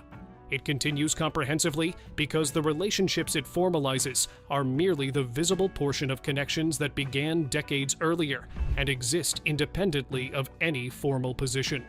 The person with the institutional memory, the relationships that predate the current political cycle, and the authority that comes from having been trusted for 40 years does not appear in an org chart. They appear at dinner, at golf, and at the kind of meeting that has no minutes because the agreement was reached before anyone sat down. Number 11. The design language of Japanese wrapping paper, furoshiki, Japanese wrapping cloth, operates a visual communication system in which the knot style, cloth pattern, and color combination used to wrap a gift communicates the nature of the relationship between giver and recipient, the formality of the occasion, and in traditional usage, the approximate value range of the contents. A diagonal fold with a specific knot style indicates a condolence gift. A different knot indicates a celebratory gift. The specific pattern of the cloth, crane motifs for longevity, pine for endurance, particular combinations of red and white or black and white, layers additional meaning that a recipient trained in the system reads before opening the package. The reading is not universal among contemporary Japanese. The full literacy has declined with each generation. But in contexts where it is still practiced, formal tea ceremony culture, traditional business gift-giving, certain family ceremonies, the wrapping is not decoration. It is the first communication of the gift, delivered before the contents are revealed, in a language that has been operating quietly for several centuries. Number 10. The Roji. Garden paths engineered to erase your personality. The Roji is the garden path leading to a traditional Japanese tea house. It looks like a carefully placed series of stepping stones through moss and foliage. It is a psychological decompression chamber engineered by Sen no Rikyu to systematically dismantle the visitor's social identity before they enter the tea space. The stones are placed at a spacing that requires attention to each step, too irregular to walk while thinking about something else. The path passes a stone water basin where hands are washed, not for hygiene, but for the psychological effect of cold water and the posture of bending, which physically interrupts the habitual carriage of a person in social performance mode. The path is deliberately low-lit and enclosed. By the time a visitor reaches the tea house entrance, a small crawl-through door called a nijiriguchi, so low that everyone must bow to enter. The social hierarchy they arrived with has been physically interrupted several times. The engineer of this path did not describe it as psychological design. He described it as aesthetic. The effect is the same. Every element of the approach was calculated to arrive at the tea house a different person than the one who entered the garden gate. Number 9. The sound environment of Japanese retail is not accidental. In high-end Japanese retail, the environment is carefully engineered beyond what shoppers notice. Temperature, scent, and sound are calibrated using insights from environmental psychology. Ambient audio is tuned to reduce frequencies linked to anxiety, subtly lowering stress. Scent systems influence time perception, making visits feel shorter than they are. None of this is disclosed. Most people credit the pleasant experience to products or service. Those matter, but the atmosphere itself is doing quiet work. Japan didn't just design stores visually. It shaped how they feel at a neurological level, turning environment into an invisible layer of the retail experience that influences behavior without calling attention to itself. Number 8. The paper that tells you what to feel at a funeral. Japanese funeral services often include printed programs that go beyond schedules. They quietly guide the emotional flow of the ceremony, indicating moments for private grief, composed farewell, and gradual acceptance. It functions almost like choreography, helping attendees move through loss without needing to decide what to feel or when. Funeral directors view this as care, not control. In moments of intense grief, structure reduces uncertainty and emotional burden. Outside Japan, it might feel intrusive. Inside Japan, it is experienced as support. The practice is rarely discussed, yet for many who encounter it, it becomes an unseen framework that gently carries them through the ceremony. Number 7. The competitive silence beneath Japanese negotiation. Japanese negotiation often uses silence, but behind it is structured training. Some corporations teach Chinmoku Kunren, or silence training, where participants practice maintaining eye contact without speaking for extended periods. Sessions begin with short intervals and build to minutes of deliberate quiet. The goal isn't manipulation, it's control. Many negotiators feel pressure to fill silence, often revealing information or making concessions. This training removes that reflex. A negotiator comfortable with prolonged silence holds a clear advantage over one who breaks it quickly. This skill isn't visible, but it shapes outcomes. Japan developed it intentionally and kept it subtle because its effectiveness depends on the other side not expecting it. Number 6. The hidden architecture of Japanese apology.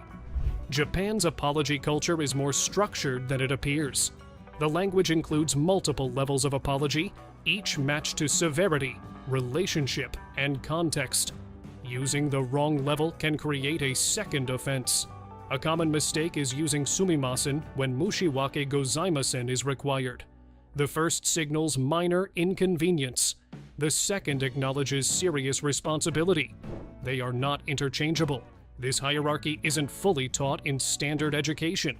It's learned in specific environments like hospitality or corporate training. Even many native speakers navigate it intuitively rather than formally. In Japan, apology is not just expression, it is precision, where wording reflects both accountability and respect. Number 5. The municipal office that keeps 2 sets of records. In some rural parts of Japan, municipalities quietly maintain 2 population counts: the official registry and an internal estimate of actual residents. The gap exists because the Juminyo system requires people to deregister when they move, which doesn't always happen. Names remain on records long after individuals leave. Official figures determine government funding, so they remain unchanged. Internally, local administrators track real population levels, often significantly lower, to manage services effectively. There's no formal acknowledgement of the difference. One number reflects administrative reality. The other reflects lived reality. Both exist simultaneously because the system depends on each in different ways. Number 4. The flavor that only exists in Japan. Because of a regulatory accident. CALPIS exists as it does because of a 1919 regulatory quirk. Classified as a health tonic, it avoided sugar taxes that applied to soft drinks. This shaped its formulation, giving it a mild, fermented, lightly sweet taste, closer to something therapeutic than indulgent. Created by Kayun Mishima after encountering fermented milk in Inner Mongolia, the drink evolved within that constraint. The regulation disappeared decades ago, but the flavor remained. Today, CALPIS is globally exported, its unique profile rooted in a rule no longer remembered, yet still tasted. Number 3. The map that doesn't show what's there. In Kyoto, some traditional ochaya operate without signs, listings, or public access. These tea houses accept guests only through personal introduction from trusted clients. The absence of visibility is intentional. It prevents casual entry and ensures every guest arrives through a chain of accountability. Each introduction carries responsibility. The person inviting you vouches for your behavior, placing their own standing at risk. Over time, this creates an environment where every visitor has been quietly vetted. The experience isn't sold openly. It exists within relationships built over years, sometimes generations. Entry isn't requested. It's granted from within, based on trust rather than transaction. Number 2. The psychological contract of the Japanese neighborhood. In Japan's older neighborhoods, the chonaikai appears to be a voluntary association for events and local coordination. In practice, it functions as a deeply embedded layer of social governance. Residents collectively hold informal knowledge about households, who lives there, who may need help, and who contributes to the community. Participation builds trust. Helping with local tasks or events creates a kind of social currency that matters during disputes or emergencies. Non-participation brings no explicit penalty. Instead, it results in something subtler, the absence of support when it's needed. The system isn't enforced. It simply operates through relationships, quietly shaping how communities function day to day. Number 1. The agreement at the bottom of Japanese society that holds everything up. Japan's social order is often explained by culture or policy, but its core is simpler and harder to formalize. An unspoken agreement exists at the individual level. Shared spaces are everyone's responsibility, not enforced by law, not directed by institutions, but carried quietly by individuals. A commuter picking up litter, a driver avoiding unnecessary noise, a shopkeeper cleaning beyond their boundary. None of these acts seek recognition. They reflect a deeply internalized standard. There is no document, no penalty, no system behind it. It's passed through observation across generations.